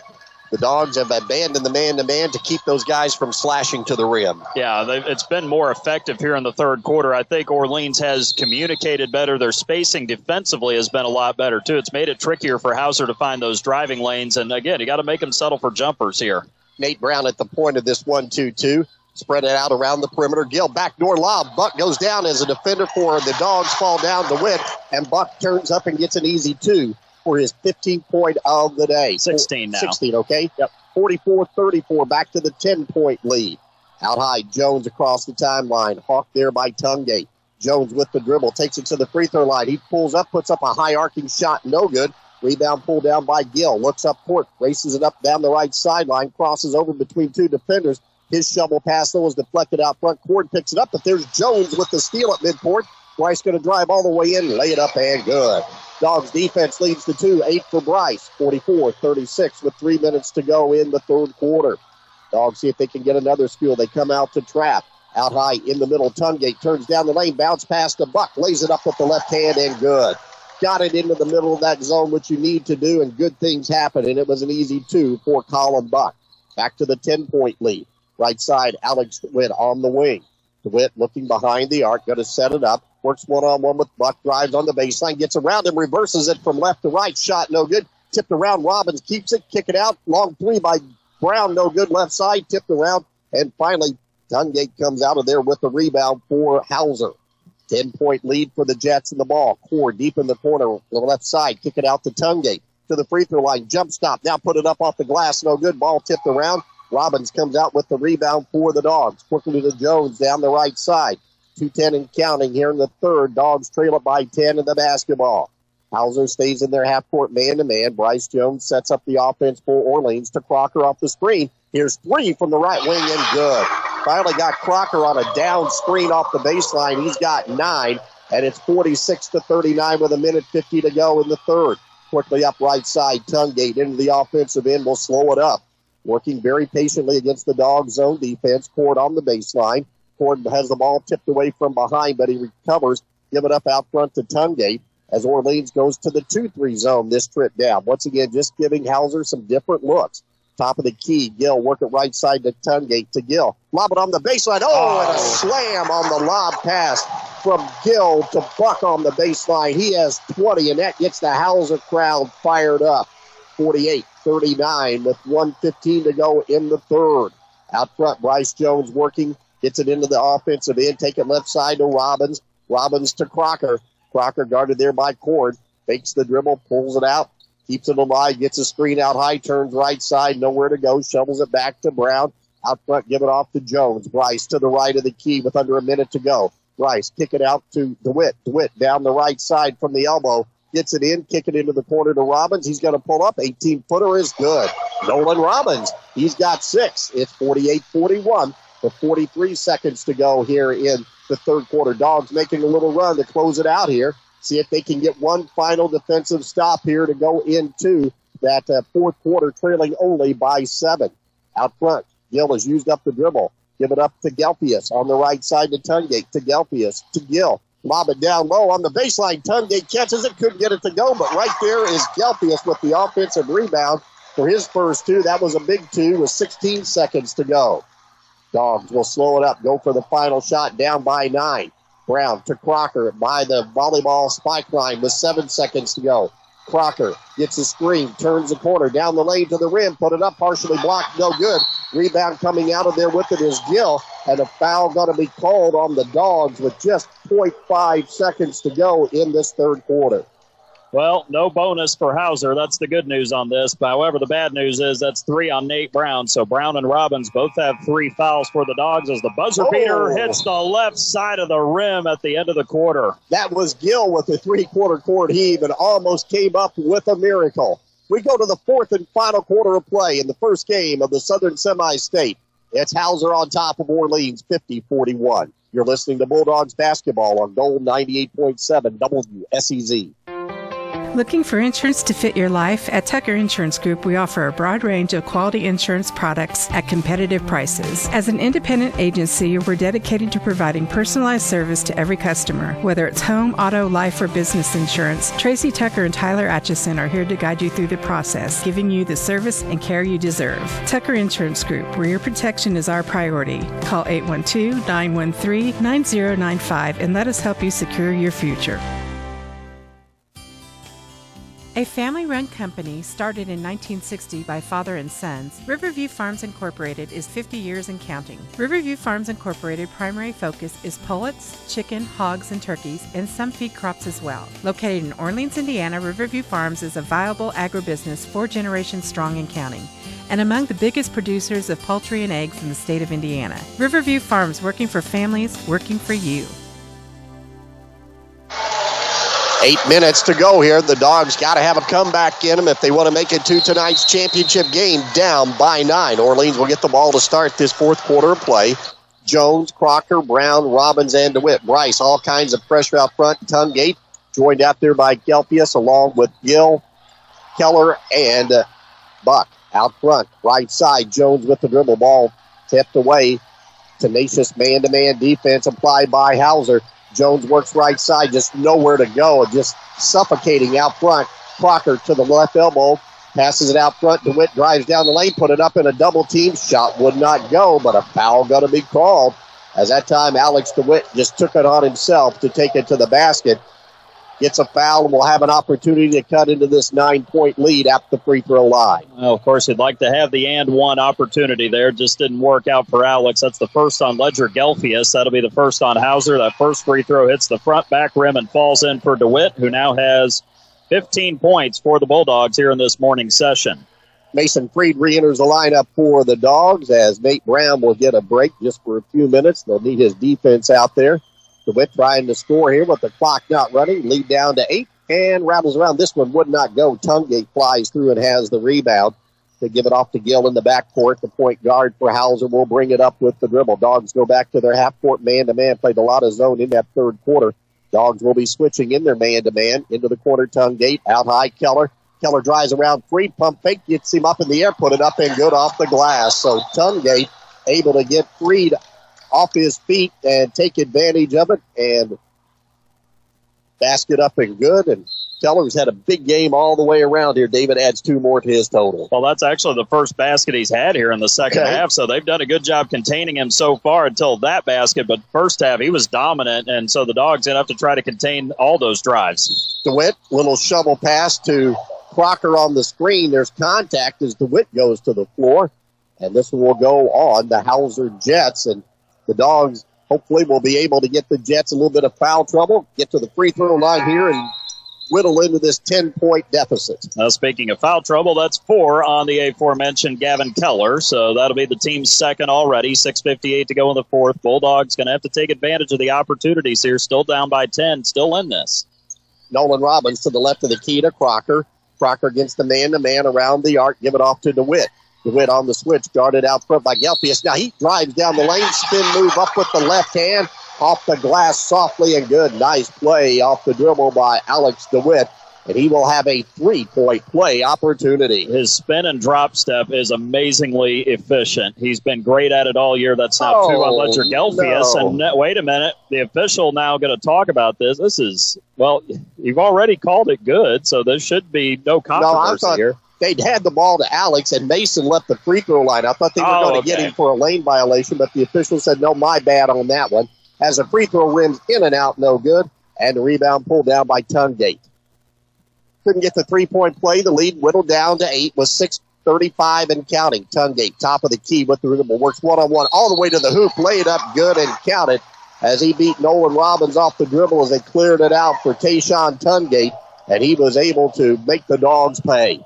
Well, that's going to be 4 on Nolan Robbins. So now bad news for the Orleans side. Team's first of the quarter. That'll put Tungate at the line. He is so far 2 out of 3 today, even though he came in struggling 55%. He's the weak link when it comes to free throw shooting. And really, it's about the only thing he doesn't do well because he's such a good athlete, great defender, and a great slasher to the rim. Robbins comes to the bench. Free throw up and good by Tungate to make it an 11-point advantage for Hauser with 6:30 to go in the ball game. Nate Brown will bring it across the timeline with the dribble against the man-to-man. Gets a screen out high by DeWitt. Keeps the dribble alive. Dribbles in down below the free throw line to Freed into the corner. Fire back out to Jones. But this time, Cord is just denying Crocker everywhere he goes. Jones going to step back. His defender falls down. High arcing 3 up and good by Bryce Jones. He has 11, and the Dogs take a timeout. They needed that one badly. Cuts the lead to 55-47 with 6:12 to go in the ball game.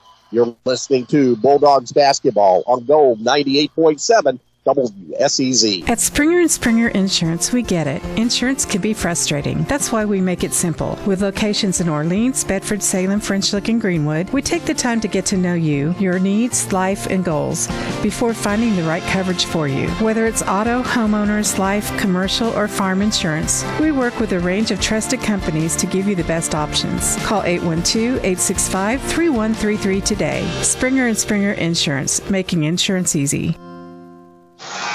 6:12 to go in the fourth quarter of play in this first game of the Southern Semi-State. Right now, Hauser on top, 55-47.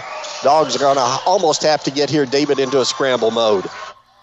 They're going to have to press here. Bryce getting that 3, 31% shooter from the outside this year. Big shot there, but now the Dogs are going to have to force some turnovers. Almost got one there. As the pass went into Gill, he lost it. Crocker trying to go after it on the floor. Ryland got a piece of it. If he had just been able to clip it off the heel there, would have worked out really well for the Dogs, but great job on the press there. Switch it up. Buck will now trigger it in for Hauser, but he cannot move along the baseline. Shovels it into a double team. Gill splits it with the dribble, gets it up across the timeline, shovels it ahead to Buck, who runs the floor, lays it up, and good. Transition again, 22 points for Buck, who comes in averaging 14. Back to a 10-point lead, under 6 minutes to go. Crocker launches 3, left of the key, good. Ryland Crocker with the answer. He's got 12. 57-50. Full court pressure. Tungate lets all the defense fly by and gets it into the offensive end. Crosses over on Brown all the way to the rim. Put it up left hand, no good. But right there is Keller to make that rather Tungate to put, or Gelfius, to put it up and Gelfius with the big offensive rebound. 59-50. So the Dogs get the stop they want. But a second chance opportunity by Gelfius makes him pay. Here's Crocker, another 3, but he is going to be fouled. They just got Ryland enough of a look at the basket. He put it up, but Cord reached in and fouled him. And that'll put Ryland Crocker to the free throw line for 3 big free throws here with 5:26 to go and the Dogs down by 9. Well, the fouls are stacking up for Hauser. That's 4 team fouls. So the next one defensively will put the Dogs at the line. And Ryland, an 80% free throw shooter who now has 12 points, make it 13 after that free throw, can whittle this down to a 6-point lead. If he can knock these down, the Dogs hanging in there despite Hauser's efficiency on offense. That they are. Second one up and good by Orleans. every time the Dogs make a little run, Hauser has an answer for it. And Orleans just unable to take a big chunk out of that lead at any one point so far here in this second half. It's down to 7, though. It's manageable. Third one up and good. So 3 in a row there for Ryland Crocker. Gets the hat trick, make it 59-53. Still 5:20 to go in the ball game. Tungate into the offensive end against the man-to-man to Gelfius. Left of the key, give it off to Blair, who checked back in to Gill to Blair. Blair played a lot in that first half because of the foul trouble of the Jets. He's back in there now in the final part of this game. Gill along the 3-point arc, hands it off on the right side to Tungate. Tungate crosses over, gets a screen. Hauser going to be very patient here, leading 59-53 with 4:50 to go in the ball game. Double team out high. Blair gives it off. Down the lane goes Gill. Stopped there by Crocker. Put it up. Foul called as he just waited and waited, did Gill, until Crocker finally went off his feet, leaned into him, put up the shot, and that'll put striker Gill at the free throw line. The only good news about that, it's only the second foul on Orleans in the quarter, but it's only the first on Ryland Crocker, team second, as I mentioned. Gill to the line for 2 shots. Gill, a good free throw shooter. In fact, the best on the team at 76%. Gets the first one to go, make it 60-53. He's got 15 on the day, or 6? 6, I'm sorry. No, you're good. Next one is up and good, make it 7. Timeout going to be taken by Hauser. 4:46 to go, 61-53. Hauser on top. You're listening to Bulldogs basketball on Gold 98.7 WSEZ. Orange County REMC offers security systems for your home. Home security systems are available to members and non-members and will provide protection from fire, carbon monoxide, and theft. These systems are continuously monitored, so you will have a peace of mind whether you are at home, work, or vacation. You might even qualify for a discount on your homeowner's premium. Install a security system for as low as $299 with monitoring, starting at $29.95 per month with bundle. For more information on these home services, call Orange County REMC at 812-865-2229. Experience construction on your terms with Reynolds Construction. Located in Orleans, Indiana, we focus on delivering results through collaboration and innovation, maintaining an open and transparent approach. Our commitment to long-term success with our partners stands strong. At Reynolds, we prioritize your preferences, ensuring you work the way you want. Reach us at 877-770-0127 or visit our website at www.reynoldscon.com to learn more about our services. Choose Reynolds Construction for reliability and excellence. Great crowd here today at Lloyd Scott Gymnasium. The Bulldogs faithful, along with Hauser. Clay City's filled in their side of the gym, as has Liberty Christian.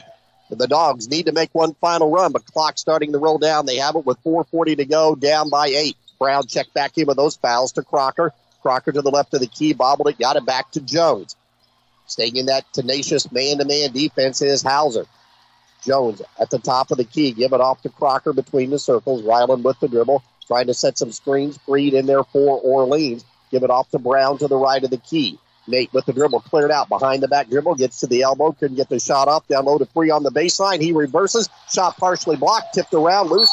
Gelfius comes down with the rebound, and a foul going to be called, and that one will be against Orleans. But Freed again got a nice move along the baseline, just couldn't finish there with the athletic ability of Colin Buck. He got in just a little too snug under the backboard that time, and then Alex trying to go after the rebound, picks up his third, team's third for Orleans in the quarter, so the Dogs are going to have to try to get stops here. Full court man-to-man pressure. Blair gets it from Gill, takes it up across the timeline. 4 minutes remaining in the ball game. Out high to Gill between the circles against the man-to-man. Crocker all over him. Bounce pass down low to Buck in the lane. Spins to the baseline. Right side shot. No good. Nate Brown, a strong rebound in traffic. Brings it up with the dribble. He's got numbers. Takes it in. And his pass deflected out of there by Blair on a great play ahead. Driving is Gelfius. And then Freed blocks it out of there. And the Dogs come back out with it the other way. Quickly DeWitt dries contact and a block and a three-point play opportunity as the Dogs in transition score. And it'll be Alex DeWitt at the free throw line for a three-point play opportunity to get the Dog fans up and cheering. Well, that was brave of striker Gill trying to take that charge. I think he moved just a smidge there at the very end. That's why the blocking foul came in. The Dogs are in the bonus for the rest of this contest with 3:34 to go. That's only the second foul on Gill, but DeWitt can knock this down to a 5-point lead if he can knock down the free throws. Alex has been up and down at the stripe here in the second half. Free throw true, up and good. 61-56. 24 Alex now. 3:30 and counting. The Dogs go to their half-court man-to-man. Gill across the timeline with the dribble. Coach Moorhead out. See if they'll go a little bit of semi-delay. Gill has it to the left of the key. Bounce pass on the baseline. Fumbled by Keller, but he comes up with it. Keller going to turn in. Couldn't get the shot off. Nice wall up that time by Brown. Keller back into the corner. And the pass from Gill, trying to get it down low to Buck. Here's Keller driving in. Taken away by Brown. And it's going to be call the tie ball. And the possession arrow, though, unfortunately for the Dogs, keeps it down at the Hauser end. It would have been great to have a clean steal there, but you got to give the ball handler credit for holding on to it just enough. Nate did a great job getting his hands on it and forcing him into that decision. Into Keller underneath right side. Put a tough shot up and good over Robbins off the glass. That's 17 for Gavin Keller today. Quickly, Ryland Crocker to the offensive end. 63-56, Hauser on top. Under 3 minutes to go. Crocker down the lane. A little floater from 5 feet up and good by Ryland Crocker. 2 more for the Bulldogs leading score. Quickly up, Tungate on the left side. 63-58. Here's Gill. Free throw line. Kick it out right side. Gelfius, a long three is up and good. Ledger Gelfius, that might be the dagger right there to make it 66-58 with 2:30 to go. Crocker, though, answers from the right wing. Ryland Crocker gets those 3 right back to make it 66-61 with 2:25 to go. Driving down Tungate, kick it out into the corner. This time a 3 by Keller, no good. Rebound by Nate Brown. Brown brings it up with the dribble. Brown crosses over the free throw line. Little fadeaway left side off the glass and good by Nate Brown. 66-63. 2:10 to go. The Bulldog fans come to life across the way as they're back to within the 3. Got it down to a single possession game. Everybody on their feet from Hauser and Orleans. Tungate down the lane. Up and under move in traffic. No good, but a foul called with 1:55 to go. And that'll put Tayshawn Tungate at the free throw line. And if the Dogs are going to foul anybody in this starting lineup, he would be the man you pick at only 55% on the season. He has, however, made 3 of 4 today. That's going to be the second foul on Jones, team's 4th of the quarter, and he missed that first one, so that's big. Now the best he can do is make it a 4-point game. Orleans has just continued to come right at Hauser here in this late stage. This is not something Hauser's used to. They've won their games pretty comfortably most of the year, so we'll see if the Dogs have put some game pressure on them. Second free throw, no good. Ball tipped around. Nolan Robbins, a big rebound for the Dogs with 1:50 to go. Nate Brown will bring it up across the timeline. Working along the spike line, and timeout going to be taken by Coach Tom Bradley. 1:44 to go. Dogs in possession of the basketball and down by 3. You're listening to Bulldogs basketball on Gold 98.7 WSEZ. Turn your dining experience into a fiesta at El Capadre, the heart of flavor and fun. Open Sunday through Thursday, 11 to 9 p.m., Friday and Saturday, 11 to 10 p.m. Craving something delicious? Try one of our mouth-watering entrees that will make your taste buds salsa. Visit us at one of our 5 locations, Paoli, West Baden, Mitchell, Orleans, Bedford, and coming soon, Palmyra. El Capadre, where the flavor is as bold as the fun. 98.7 and 1560 WSEZ Paoli. The Dogs never give up, and that's been the case here today when it looked pretty bleak when they were down by double digits, but they have fought back here to get it down to a single possession and possession of the basketball. Ryland Crocker has been the answer here in the fourth quarter. He's got 8 points, 17 on the contest. DeWitt's been scoring. Brown and Jones getting baskets here and there. It's really helped a lot, and the Dogs have made just enough stops to get themselves back in it. They don't have to have a 3 here, but a high-quality shot is needed for Orleans. Need to score in this possession. You're right. Out high. Nate Brown, who's played well today, to Robbins. Around the perimeter to Jones. Jones to the left of the key, looking. Bounce pass goes right side to DeWitt. DeWitt behind the arc on the right of the key. Down the lane to Crocker. Fadeaway 10-footer. Oh, in and out and back in. It spun around and stayed in. The shooter's roll good for Ryland. It's 66-65 with 1:15 to go in the game. Out front, Tungate crosses over. Kick it out to Keller. Keller on the left wing with 1:10 to go. See what Hauser wants to do. Semi-delay. Buck has it to the right of the key. Buck with the dribble. Reverses it. Shovel it out to Gill. Gill to the right of the key. Goes in the lane. The ball tipped away and stolen. Nolan Robbins with a huge steal. And a foul on Hauser on the backcourt, too. I think Gavin Keller tried to take it away from Nolan, and now Robbins going to go the other way to shoot, too. Nolan hasn't been to the line yet today, but that is going to be it for Gavin Keller, too. If I'm got my book marked correctly, and that is a huge steal. Great job by Nolan to protect the basketball, and he gave Keller no other choice. So Gavin Keller, who has just decimated Orleans at times, he'll foul out with 17 points, 56 seconds to go. Nolan hasn't been to the line much. He's only 7 of 18, but you like to think good free throw shooting is contagious here. Hopefully Nolan can at least make 1 out of 2 to get this tied at minimum. Give Alex the win an assist on that steal as well. Free throw by Robbins, up and good. That was the tough one. 66-66, which is 56 seconds to go in the game. Nolan Robbins trying to give the Dogs their first lead of the second half. The next one up, it is going to be banked in. The bank is open today. 67-66, Orleans on top with 55 seconds to go. In the backcourt, Ford has it. They give it off to Gill. Gill across the timeline. Timeout going to be taken by Hauser. 48.7. Don't go anywhere. The Dogs lead it by 1, but they'll need to make one final defensive stand here to advance to tonight's championship game. You're listening to Bulldogs basketball on Gold 98.7 WSEZ. Hi, this is John Bender. Since 1931, Bender Lumber has been providing superior service along with quality, innovative building products at fair, competitive prices. In communities throughout southern Indiana, our locations are the primary supplier to residential builders, professional remodelers, as well as do-it-yourselfers who rely on our knowledgeable sales staff to do whatever it takes to proudly serve them and to get the job done. So here's to the first 90 years of local people serving local needs at Bender Lumber. Thinking of doing a kitchen or bathroom renovation? Need new cabinets or countertops? Call Rutherford Custom Kitchens and More. Be confident in the work you have done. Rutherford Kitchens and More offers custom kitchens and bath, professional installation, and free estimates. Call them at 812-865-2127 or visit them at 220 East Jefferson Street in Orleans. Open Monday through Friday, 7 a.m. to 5 p.m. Out with the old and in with the new at Rutherford Kitchens and More. 48.7 seconds is all that remains. Dogs on top by 1. Hauser has the basketball. Get it in the backcourt to Gill out of the timeout. Gill works one-on-one out front with Jones. Hands it off to Gelfius around the perimeter to Buck to the left of the key. Again, Keller, a big scorer, is out with those fouls. Out high, Gill trying to post up Buck down low. Takes it to the elbow. Kick it off right side. Driving in is Tungate. He goes up for the shot, but a foul will be called. Nate Brown challenged him right at the rim.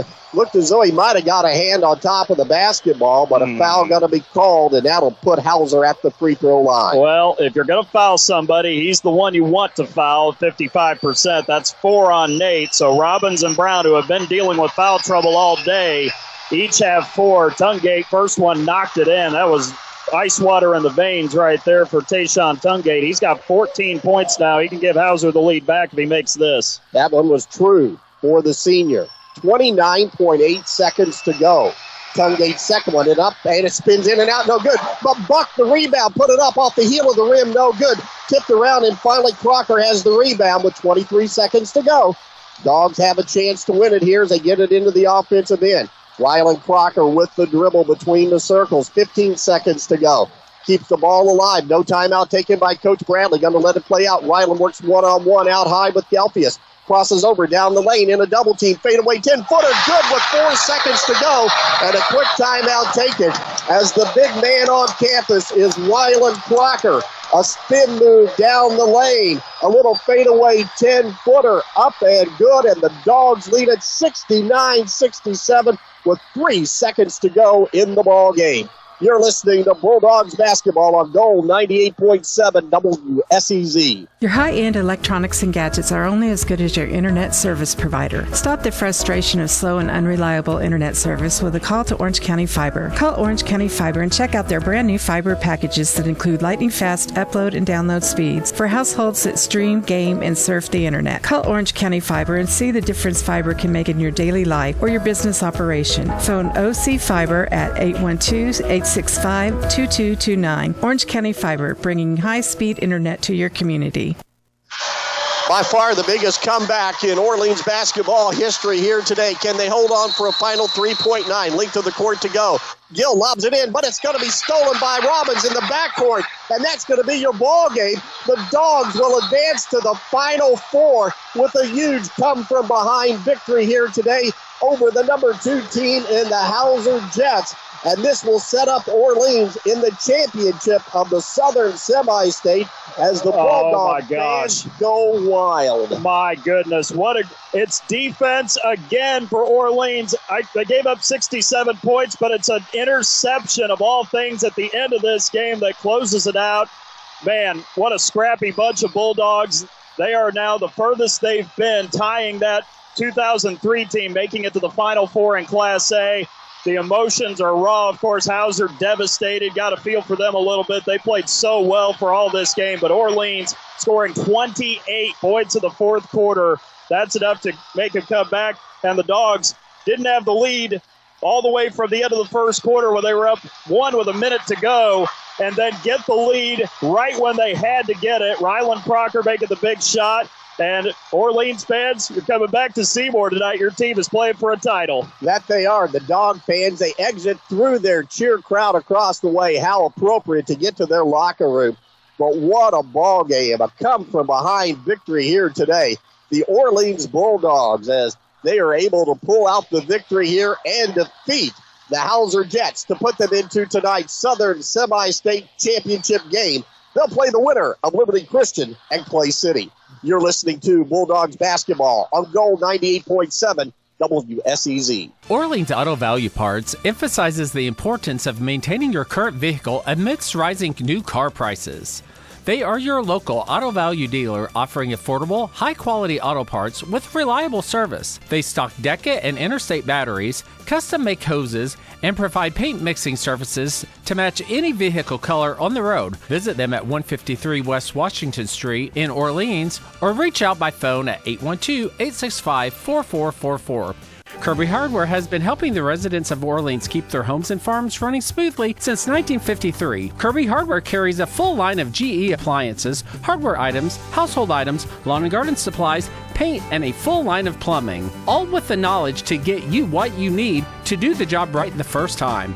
Kirby Hardware open Monday through Friday, 7 a.m. till 5:30 p.m. and Saturday, 7 till 2. Phone them at 812-865-2510. Kirby Hardware at 206 East Jefferson Street.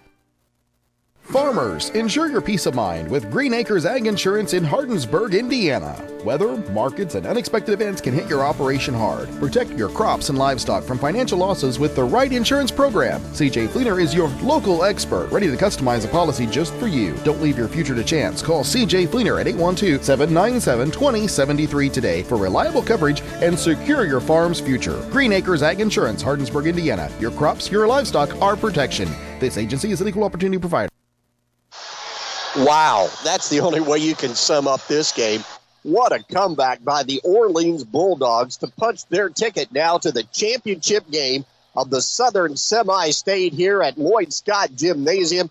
Tonight, they will take on the winner of Liberty Christian or Clay City. Before the Dogs, they got down early. In fact, though, they were tied at the end of one, right where they wanted to be, 15-15, but then Hauser, a big second quarter. They were able to get their game up and down in transition, get some easy buckets, built the lead up to 10 with 35-25 was the halftime lead. The Dogs went back and forth in that third quarter, could not make much of a dent in that Jet lead, but they finally trimmed one off of it, and at the end of three, it was 50-41. But then about halfway through that fourth quarter play, the Dogs started to turn it up. They started out that fourth quarter as Alex DeWitt got to the free throw line to make it 50-42. A bucket, though, answered by Keller at the 7:13 mark, made it 52-42. The Dogs, again, they always had an answer. DeWitt, again, made it 52-44. But then a three-point play up and good by Tungate made it 55-44 with 6:35 to go. However, the Dogs get a big three-pointer by Bryce Jones at the 6:13 mark to make it 55-47. But as they always did, Hauser came right back and answered to get the lead back up to 10. A huge three from the right wing by Ryland Crocker cut the lead back to 7 at 57-50. but a two-pointer coming back was Gelpius to make it 59-50. But then Ryland Crocker got fouled on a three-point shot. He hit all three free throws to give the Dogs life to get it back 59-53 with 5:26 to go.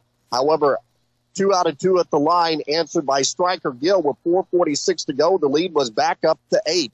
The Dogs then got a huge three-point play from Alex DeWitt at the 3:34 mark to make it 61-56.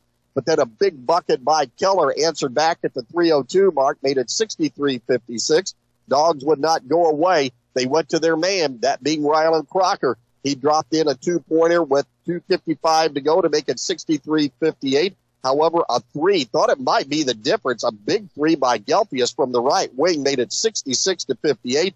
But Ryland Crocker said, if you can do that, I can do it too. And he answered with a huge three of his own with 2:28 to go to make it 66-61. Then the Dogs get the stops that they need, and they come down and answer. A bucket by Crocker, 2:28 to go, made it, as we mentioned, that three-pointer, 66-61. A basket by Nate Brown, it was 66-63. Another bucket by Ryland Crocker. The lead was down to 1. It's 66-65. Dogs continue to get stops on the defensive end. This time it's 2 free throws by Nolan Robbins, and the Dogs had the lead for the first time since way back in the first quarter at 67-66 with 56 seconds to go. However, to the free throw line, Tayshawn Tungate only made 1 out of 2 with 29.8 seconds to go. Then it was a little spin move jumper down below the left elbow in the lane by Ryland Crocker with 6 seconds to go as the Dogs held it for that shot, and Crocker able to get it to make it 69-67. Hauser called a timeout. They threw the ball 3/4 of the court, but it went over their head of their intended receiver. Back there was Tungate, but the Dogs come up with a huge steal, and they seal the deal with their defense and win it today, 69-67. We had 4 ties and 5 lead changes in the first half and 2 lead changes in the second half, but the biggest one coming right there at the very end as the Dogs finally got the lead on those free throws by Nolan Robbins with 56 seconds to go, and they're able to come away with the victory here today, 69-67. For Orleans, not a lot of rebounds to be had. David will go over those stats with you. They were very efficient, they being Hauser today on the offensive end. Orleans 11 rebounds, only 1 offensive rebound. But where the Dogs do their work, and that was taking care of the basketball. Only 3 turnovers here as they win it here today, 69-67. We'll talk with head coach Tom Bradley. You're listening to Bulldogs basketball on Gold 98.7 WSEZ. Looking for insurance to fit your life? At Tucker Insurance Group, we offer a broad range of quality insurance products at competitive prices. As an independent agency, we're dedicated to providing personalized service to every customer. Whether it's home, auto, life, or business insurance, Tracy Tucker and Tyler Atchison are here to guide you through the process, giving you the service and care you deserve. Tucker Insurance Group, where your protection is our priority. Call 812-913-9095 and let us help you secure your future. A family-run company started in 1960 by father and sons, Riverview Farms Incorporated is 50 years and counting. Riverview Farms Incorporated primary focus is pullets, chicken, hogs, and turkeys, and some feed crops as well. Located in Orleans, Indiana, Riverview Farms is a viable agribusiness 4 generations strong and counting, and among the biggest producers of poultry and eggs in the state of Indiana. Riverview Farms, working for families, working for you. At Springer & Springer Insurance, we get it. Insurance can be frustrating. That's why we make it simple. With locations in Orleans, Bedford, Salem, French Lick, and Greenwood, we take the time to get to know you, your needs, life, and goals before finding the right coverage for you. Whether it's auto, homeowners, life, commercial, or farm insurance, we work with a range of trusted companies to give you the best options. Call 812-865-3133 today. Springer & Springer Insurance, making insurance easy. Dogs victorious here today. A huge come-from-behind win as they beat Hauser. Again, 69-67 your final as they move on now to the championship game of the Southern Semi-State in Class A. Head coach Tom Bradley joins us now. And, Coach, man, you've been in a lot of games, and I've called a lot of games. This has to be one of the best. Yeah, without a doubt. just the kids not giving up. Like, every time, like before we started talking here on the air, they have a run and, we'd answer back. And the next thing you know, they have another run and we just couldn't quite get over the hump. But that fourth quarter, things started to fall our way and kids played with a lot of confidence. And I think that's the biggest thing that I'm proud about is, they didn't quit. I was going to say, yeah, they had a time or two where you could have folded, but you did not. You just dug in and played harder. Right, yeah, and that was kind of the halftime talk. We'll get this down. Let's just keep battling. If we try to get a couple points, 4 points, 6 points off this quarter, we'd gained 2 after the third. And I said, does everybody have another run in you? And they said, yes, sir. And, they went out and did it. Oh, Coach Hauser, give them credit. They were able to score in transition against your man. But when you went to the zone, you slowed them down. Well, we played that man-to-man stuff, and they were running so fast back down the floor. And like you mentioned, the transition was just killing us in the first half. And so we had to adjust and play a little zone. And a couple times we did that. They got a couple knocks on us and so forth. So we just started trying to switch it up. We play a zone, we play a man, we go 2-3, we go 1-2-2, and just maybe kind of mess with them a little bit in terms of they didn't know what we're doing. But they're late. We went back to our man-to-man and said, this is our go-to and bread and butter. Well, you did. You were able to lock them down, got a few turnovers. But most importantly, when you did, you were able to convert to whittle into that lead. Yeah, we started converting. I mean, early on, we missed some free throws there, a couple free throws early in the half. And, a little struggle at that point of it. But we kept cutting it down, like you mentioned. And we finally got it to, 5 or 6, somewhere in there. And our crowd really got into it at that time, and things fell our way at the end. You may have to walk me through the end of the game there because I'm really not sure what order everything happened. Well, the thing that got me, Coach, was the fact that you came down and you cut the lead, I think maybe to 5, and the Gelfius kid hit a 3 on that right wing, and I thought, oh man, there's a dagger. But then Rylan Crocker came right back with a 3 on your wing to get those right back. The thing with him is, he didn't hurt us at all in the first half. We did a really nice job, and Rylan was guarding him, and Rylan was struggling early. Yes. But, Rylan finally sees a basket go in, and struggled through the first half and had a few points. But, boy, that one, like you said, he had the answer. Rylan had the answer there on the other end. Big shot. Really good shot. Well, he hit a big shot to be the winning shot. Right. But, and that's who you expect to take that shot. But, Coach, as you look back in this fourth quarter unfold, you can go down to every guy that was out on the floor that made a big shot during that stretch. Well, they did. Nolan Robbins with a couple free throws there, Nate Brown with a basket there, and, obviously Rylan with a bunch of points in there, Bryce Jones with a big 3. And it left him open, and, he buried it. But it was nice to see our kids really get excited about it at the end, and it made obviously the coaching staff feel really good about our chances. We never got down on ourselves or anything like that, and we just kept telling them, just believe, okay, just believe, and they found a way to do it. All right, Coach, take us through those final few seconds. You got the ball back with less than 30 seconds to go, and you did not take a timeout. Is that what you practiced in practice? Well, it was a tie game, correct? He had a free throw and missed a free throw. Is that right? Yes. And so we were able to get the rebound down there and brought it down the floor, and they were out of timeouts. And my thought was we had timeouts, but, I don't want them to regroup. I don't want them to say, okay, we're going to go to this defense or that defense and try to change on us. And we had the ball in Bryce and Rylan's hands out there. And when Rylan got the basketball, I said, this is yours. This is yours. And, everybody got down. He drove the ball hard to the rim. And, if they'd have backed off, he'd have stopped and shot a 3. But pulled it up, about 4 seconds to go and knock it down. And after that, I think we called timeout, talked about, we can't foul because, they were in the bonus and we can't foul. And so we put a guy back on everybody except the inbounder. We put him back. We thought they were going to at least try to throw it long instead of taking a chance for a full-court shot. And they overthrew their intended receiver and went right into our hands. And so as it worked out there, we were able to hang on. How appropriate that your defense comes up with the final play of this game. They're averaging 70 a game. Yeah, that's what they're averaging. And we give them 67. But we almost got to 70. I don't think that's maybe the most points we've scored this year. But a lot of that in that last quarter, 28 points in that last quarter. Well, you needed them, Coach, and your guys came through. I mean, it goes back to this senior-laden ball club that you have. It is. And if you look at the guys, and I'm not saying it's just these guys, but if you look at the guys, Rylan and Bryce, guys that played a ton of minutes last year, and Alex DeWitt, who really played a lot of minutes in the second half, and then you throw in there Nate Brown, who was another guy. Those are the guys that played a little bit of time for us last year or a lot. And that group right there has really led this team well this year.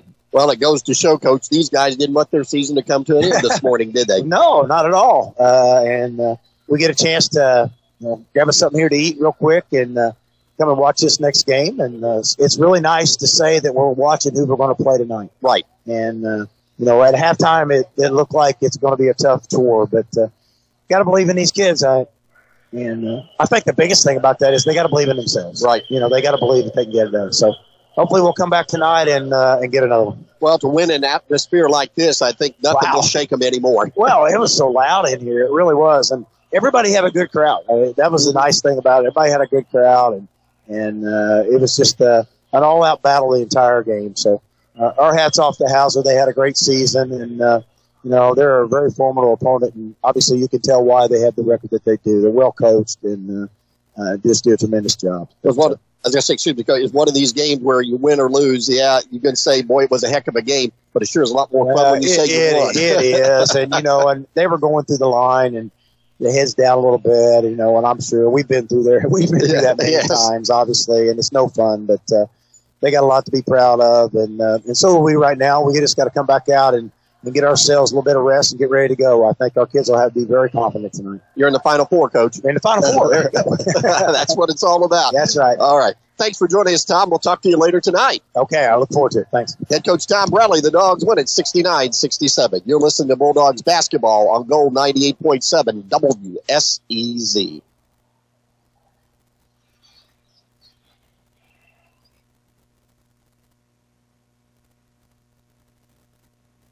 Orange County REMC offers security systems for your home. Home security systems are available to members and non-members and will provide protection from fire, carbon monoxide, and theft. These systems are continuously monitored, so you will have a peace of mind whether you are at home, work, or vacation. You might even qualify for a discount on your homeowner's premium. Install a security system for as low as $299 with monitoring starting at $29.95 per month with bundle. For more information on these home services, call Orange County REMC at 812-865-2229. Experience construction on your terms with Reynolds Construction. Located in Orleans, Indiana, we focus on delivering results through collaboration and innovation, maintaining an open and transparent approach. Our commitment to long-term success with our partners stands strong. At Reynolds, we prioritize your preferences, ensuring you work the way you want. Reach us at 877-770-0127 or visit our website at www.reynoldscon.com to learn more about our services. Choose Reynolds Construction for reliability and excellence. Turn your dining experience into a fiesta at El Compadre, the heart of flavor and fun. Open Sunday through Thursday, 11 to 9 p.m., Friday and Saturday, 11 to 10 p.m. Craving something delicious? Try one of our mouth-watering entrees that will make your taste buds salsa. Visit us at one of our 5 locations, Paoli, West Baden, Mitchell, Orleans, Bedford, and coming soon, Palmyra. El Compadre, where the flavor is as bold as the fun. Win Trump number 23, a huge one for the Orleans Bulldogs. Needless to say, the biggest one this season and one of the biggest in Bulldogs basketball history as the Dogs improve now to 23-4. Hauser ends their season at 24-4. Orleans, with that 23rd victory, ties the most victories ever by an Orleans Bulldog boys basketball team. And man, if they're able to make it 24 and set a record, what an accomplishment that will be, because that means they'll be headed to Indianapolis next weekend. Yeah, that's exactly right. And, of course, you're going to wait for the winner of Game 2 here. Clay City Liberty Christian, still about 20 minutes away from tip-off. Clay City has the Sea of Purple over there on the other side. Liberty Christian, not as big a crowd coming from Anderson, of course, but, I mean, what a classic. What a great game it was. Orleans doing what they had to do, dug in deep there in the fourth quarter, finding a way to get this win this morning. And now on to the championship tonight, tying the furthest. The Bulldogs have advanced, matching the 03 team, getting to a semi-state championship back at that time. Of course, they played that semi-state at Seymour as well. As we take a look at the final scoring and shooting between the two teams here this morning. And we'll start with the Hauser Jets. We'll start with their scoring as Colin Buck leads the way with 22 points. He was immaculate in that third quarter. Buck had 10 points in the first half. He matched that in the third, and he hammered home a dunk on the back end of Orleans defense off of a lob at one point that got the Hauser crowd on its feet in a massive way. Buck was limited to one shot made in the fourth quarter to get to 22. He had a couple opportunities to score, including one on a tip-in that he missed there late. And, boy, was that a huge miss for Orleans with Buck not able to connect on that. Gavin Keller was dominant before fouling out of this game. He had 13 points in the first half. Didn't do anything in the third quarter scoring-wise, and then scored 4 points in that fourth quarter when it looked like Hauser might be able to keep some distance between them and Orleans. But Keller finishes with 17 in a valiant effort. Tayshawn Tungate, 14 points, 7 in each half. He made 1 of 2 free throws in the third with a basket for 2 on a drive. Another drive there in the fourth quarter with 2 free throws made on 5 attempts. Tungate had 14 points. Striker Gill scored 7, as did Ledger Gelfius. Gill had 5 in the second quarter, scored 2 free throws there in the fourth. Gelfius scored all 7 of his points in the second half, 2 in the third, 2 more in the fourth with that 3 there late in the fourth quarter to get him to 7. Alex Cord and Cameron Blair saw time but did not score today for Hauser. For Orleans, Rylan Crocker, unbelievable fourth quarter. He had 15 of his 24 points in that fourth quarter, 3 free throws, a pair of trays, and had 3 twos to go with it, including the game winner there from 10 feet away. Crocker with 24. Alex DeWitt had 20 in this one. He had 11 in the first half, 9 in the second half. DeWitt able to score 6 there in that fourth quarter on 2 free throws and 2 baskets. Bryce Jones had 11 in this one. He had 4 in the first half. He got 4 more in the third on a couple of twos, and then a 3 there in the fourth quarter to get him to 11 points. Nolan Robbins had 8. He had 2 in the second, 4 in the third, made 2 critical free throws in the fourth quarter of play to get him to 8. Nate Brown had 4, 2 in the first, 2 in the fourth. And Mason Freed with a big bucket there in the second quarter for 2 points to round out the scoring for Orleans as they win at 69-67 over the Hauser Jets. We'll take another break, come back, look at the shooting for both teams. You're listening to Orleans Bulldogs basketball in the Class A Southern Semi-State here on Gold 98.7 WSEZ. Hi, this is John Bender. Since 1931, Bender Lumber has been providing superior service along with quality, innovative building products at fair, competitive prices. In communities throughout southern Indiana, our locations are the primary supplier to residential builders, professional remodelers, as well as do-it-yourselfers who rely on our knowledgeable sales staff to do whatever it takes to proudly serve them and to get the job done. So here's to the first 90 years of local people serving local needs at Bender Lumber. Thinking of doing a kitchen or bathroom renovation? Need new cabinets or countertops? Call Rutherford Custom Kitchens and More. Be confident in the work you have done. Rutherford Kitchens and More offers custom kitchens and bath, professional installation, and free estimates. Call them at 812-865-2127 or visit them at 220 East Jefferson Street in Orleans. Open Monday through Friday, 7 a.m. to 5 p.m. Out with the old and in with the new at Rutherford Kitchens and More. Your high-end electronics and gadgets are only as good as your internet service provider. Stop the frustration of slow and unreliable internet service with a call to Orange County Fiber. Call Orange County Fiber and check out their brand new fiber packages that include lightning-fast upload and download speeds for households that stream, game, and surf the internet. Call Orange County Fiber and see the difference fiber can make in your daily life or your business operation. Phone OC Fiber at 812-865-2229. Orange County Fiber, bringing high-speed internet to your community. Shooting for both teams here in the Southern Semi-State semifinal for the Hauser Jets. They were on fire in the first half, 13 of 18, and they didn't cool off really the rest of the day. They were 7 of 12 in the third quarter, 6 of 11 in the fourth. The Jets go 26 of 41 shooting in this morning's contest, making 63% of their shots. They were just on fire. A lot of drives to the basket, although a little more in the way of jump shots there in the second half, but still able to get to the basket there in those final 2 quarters. The Jets were 1 of 3 from behind the arc in the first half. That's exactly what they did in the second half. 2 out of 6 total, 33% here this morning. They made all their free throws in the first half, went 1 of 2 in the third quarter, and then fell to 4 of 7 in that fourth quarter of play. Of course, that certainly played a role in this loss today for Hauser. 13 of 17, though, a very respectable 76% at the line for a team that's been shooting 65% this year. For the Orleans Bulldogs, they were shooting really well, 11 of 22 in the first half, and yet they shot even better in the second half, going 16 of 22 in the second half, 7 of 12 in the third, 9 out of 10 in crunch time there in the fourth quarter. So the Bulldogs shoot 27 of 44, right behind Hauser at 61% from the field today, a scintillating percentage. The Bulldogs were 0 for 3 from behind the arc in the first half, 1 of 2 in the third quarter.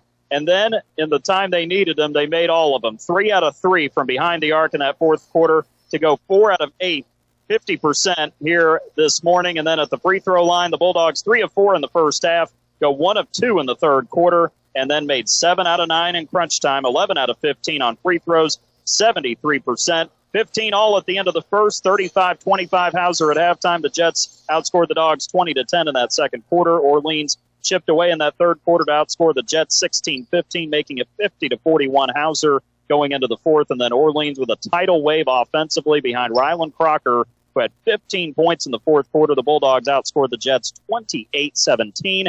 Crocker's game winner with 3 seconds to go propels the Dogs to tonight's title game to face the winner between Liberty Christian and Clay City. I think that's what makes this game and the win for the Orleans Bulldogs more impressive was the fact that they did not catch Hauser on an off game, and they allowed Hauser 67 points. And you and I were talking about it on the way up. They averaged 70. We're thinking, man, if they get close to that today, the Dogs will really be struggling. But Orleans, 69 points, one of their highest point per outputs throughout the entire year.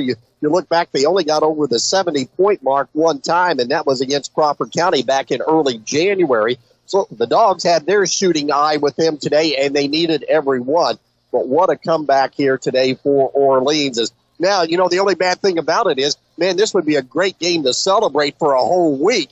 Unfortunately for the Dogs, it's only going to be a couple of hours of celebration because now once this game is over, they're going to have to start focusing back in either on Clay City or Liberty Christian for the championship tonight. Well, the good news, Dave, is you got to play first, so now you get a chance to see who you're going to be up against in that second game, whether it is a great Clay City team, number one in Class A, 25-1, one of the top defensive teams, actually second in the entire state in defensive average, or a Liberty Christian team like Hauser that likes to push the tempo, average 65 points a game, so it'll be a contrasting style either way. But Orleans just happy to be in the championship right now. They get to sit back. They get to rest up and ice up if they have to, if that's necessary too. And they'll have to be ready to go tonight. But as Coach Bradley said in pregame, I'd like playing first because now gives us a little more time to rest. I think the Dogs will take full advantage of that. They'll have a plan ready to go tonight regardless of the winner of game two.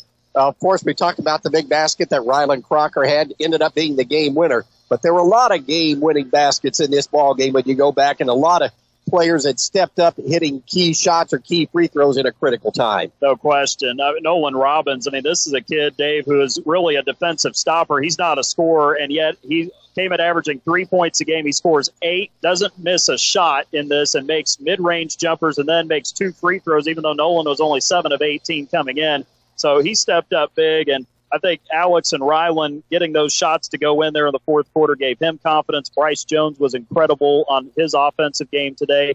Bryce not known for being a big scorer either, but you need those contributions from those other guys around Crocker and DeWitt. The Dogs got just that, and even though Hauser made some critical shots and hit the big three there with Gelfius there late, Crocker countered immediately on the very next possession, and those were the plays that lifted Orleans over the top today against a really good team in Hauser, a team that is as good as anybody Orleans has seen all year.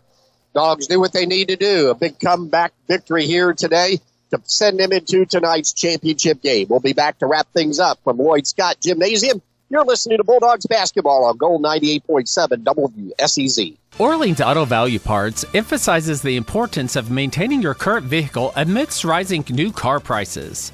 They are your local auto value dealer offering affordable, high-quality auto parts with reliable service. They stock Deca and Interstate batteries, custom-make hoses, and provide paint mixing services to match any vehicle color on the road. Visit them at 153 West Washington Street in Orleans or reach out by phone at 812-865-4444.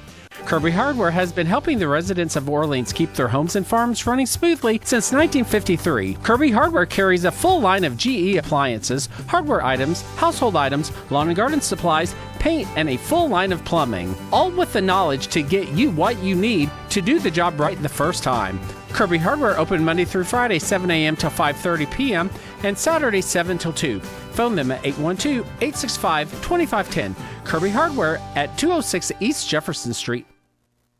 Farmers, ensure your peace of mind with Green Acres Ag Insurance in Hardensburg, Indiana. Weather, markets, and unexpected events can hit your operation hard. Protect your crops and livestock from financial losses with the right insurance program. CJ Fleener is your local expert, ready to customize a policy just for you. Don't leave your future to chance. Call CJ Fleener at 812-797-2073 today for reliable coverage and secure your farm's future. Green Acres Ag Insurance, Hardensburg, Indiana. Your crops, your livestock, our protection. This agency is an equal opportunity provider.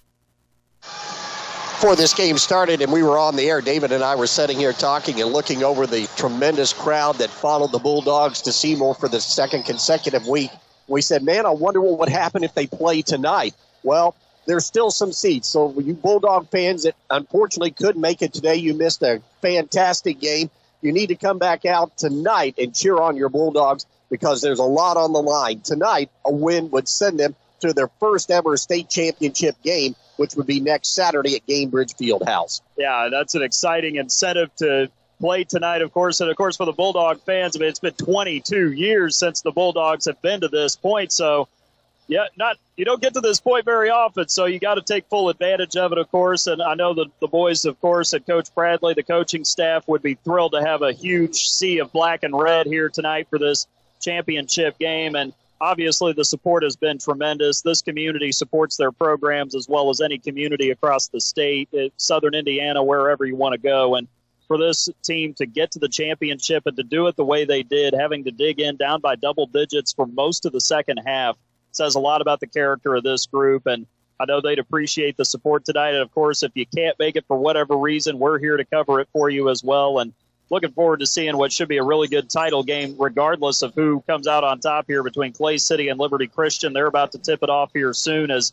the Lions of Liberty Christian, 18-8, coming into this contest. They're from Anderson, Indiana, and Clay City from near Terre Haute, just one county to the east. They are number one in Class A. They're 25-1. So either way, going to be a great team the Dogs will have to play. But you get to this point, of course, you're going to run into great basketball teams, and that's exactly what the Dogs will face tonight either way. But, hey, they're in the championship game. They still have a chance to get to Gamebridge Fieldhouse next Saturday morning. Well, it's been a magical season. Can the Dogs improve to 3-0 at Lloyd Scott Gymnasium? So far, it's been their home away from home. They've won 2 in a row. And tonight's game will be, as always, the biggest game so far. It certainly will. So we'll look forward to seeing who gets this matchup, whether it's Clay City or Liberty Christian tonight. And we'll keep you posted on that game. We'll have it on our Facebook page at WSEZ 98.7, and we'll be sure to give you the results as they're coming in between the Lions and the Eels, as the winner will meet Orleans tonight. The winner of this game tonight will be playing for a state championship at 10:30 next Saturday morning in downtown Indianapolis at the home of the Pacers and the Fever, Gamebridge Fieldhouse. Well, we would like to thank all of our great sponsors for their support here this morning of our semifinal coverage here from Seymour. Couldn't do that without our sponsors. They've done a great job supporting us all season long and through this tournament. And also, most of all, thanks to you for listening to our broadcast here this morning from Lloyd Scott Gymnasium, the legendary facility here at Seymour High School, as Orleans is going to play for a semi-state championship for just the second time in school history. They will play at 8 o'clock tonight, and we will be here with our pregame coverage around 7:35 tonight here on Gold 98.7, online at WSEZ987.com, as well as on your Alexa device as well. And again, thank you to all of you for listening to this morning's broadcast. For our play-by-play man this morning, Dave Dedrick, I'm David Deaton. Have a great afternoon. We'll be back here this evening again, 8 o'clock tip-off. Orleans against the Clay City Liberty Christian winner for the Class A South Semi-State Championship here in Seymour.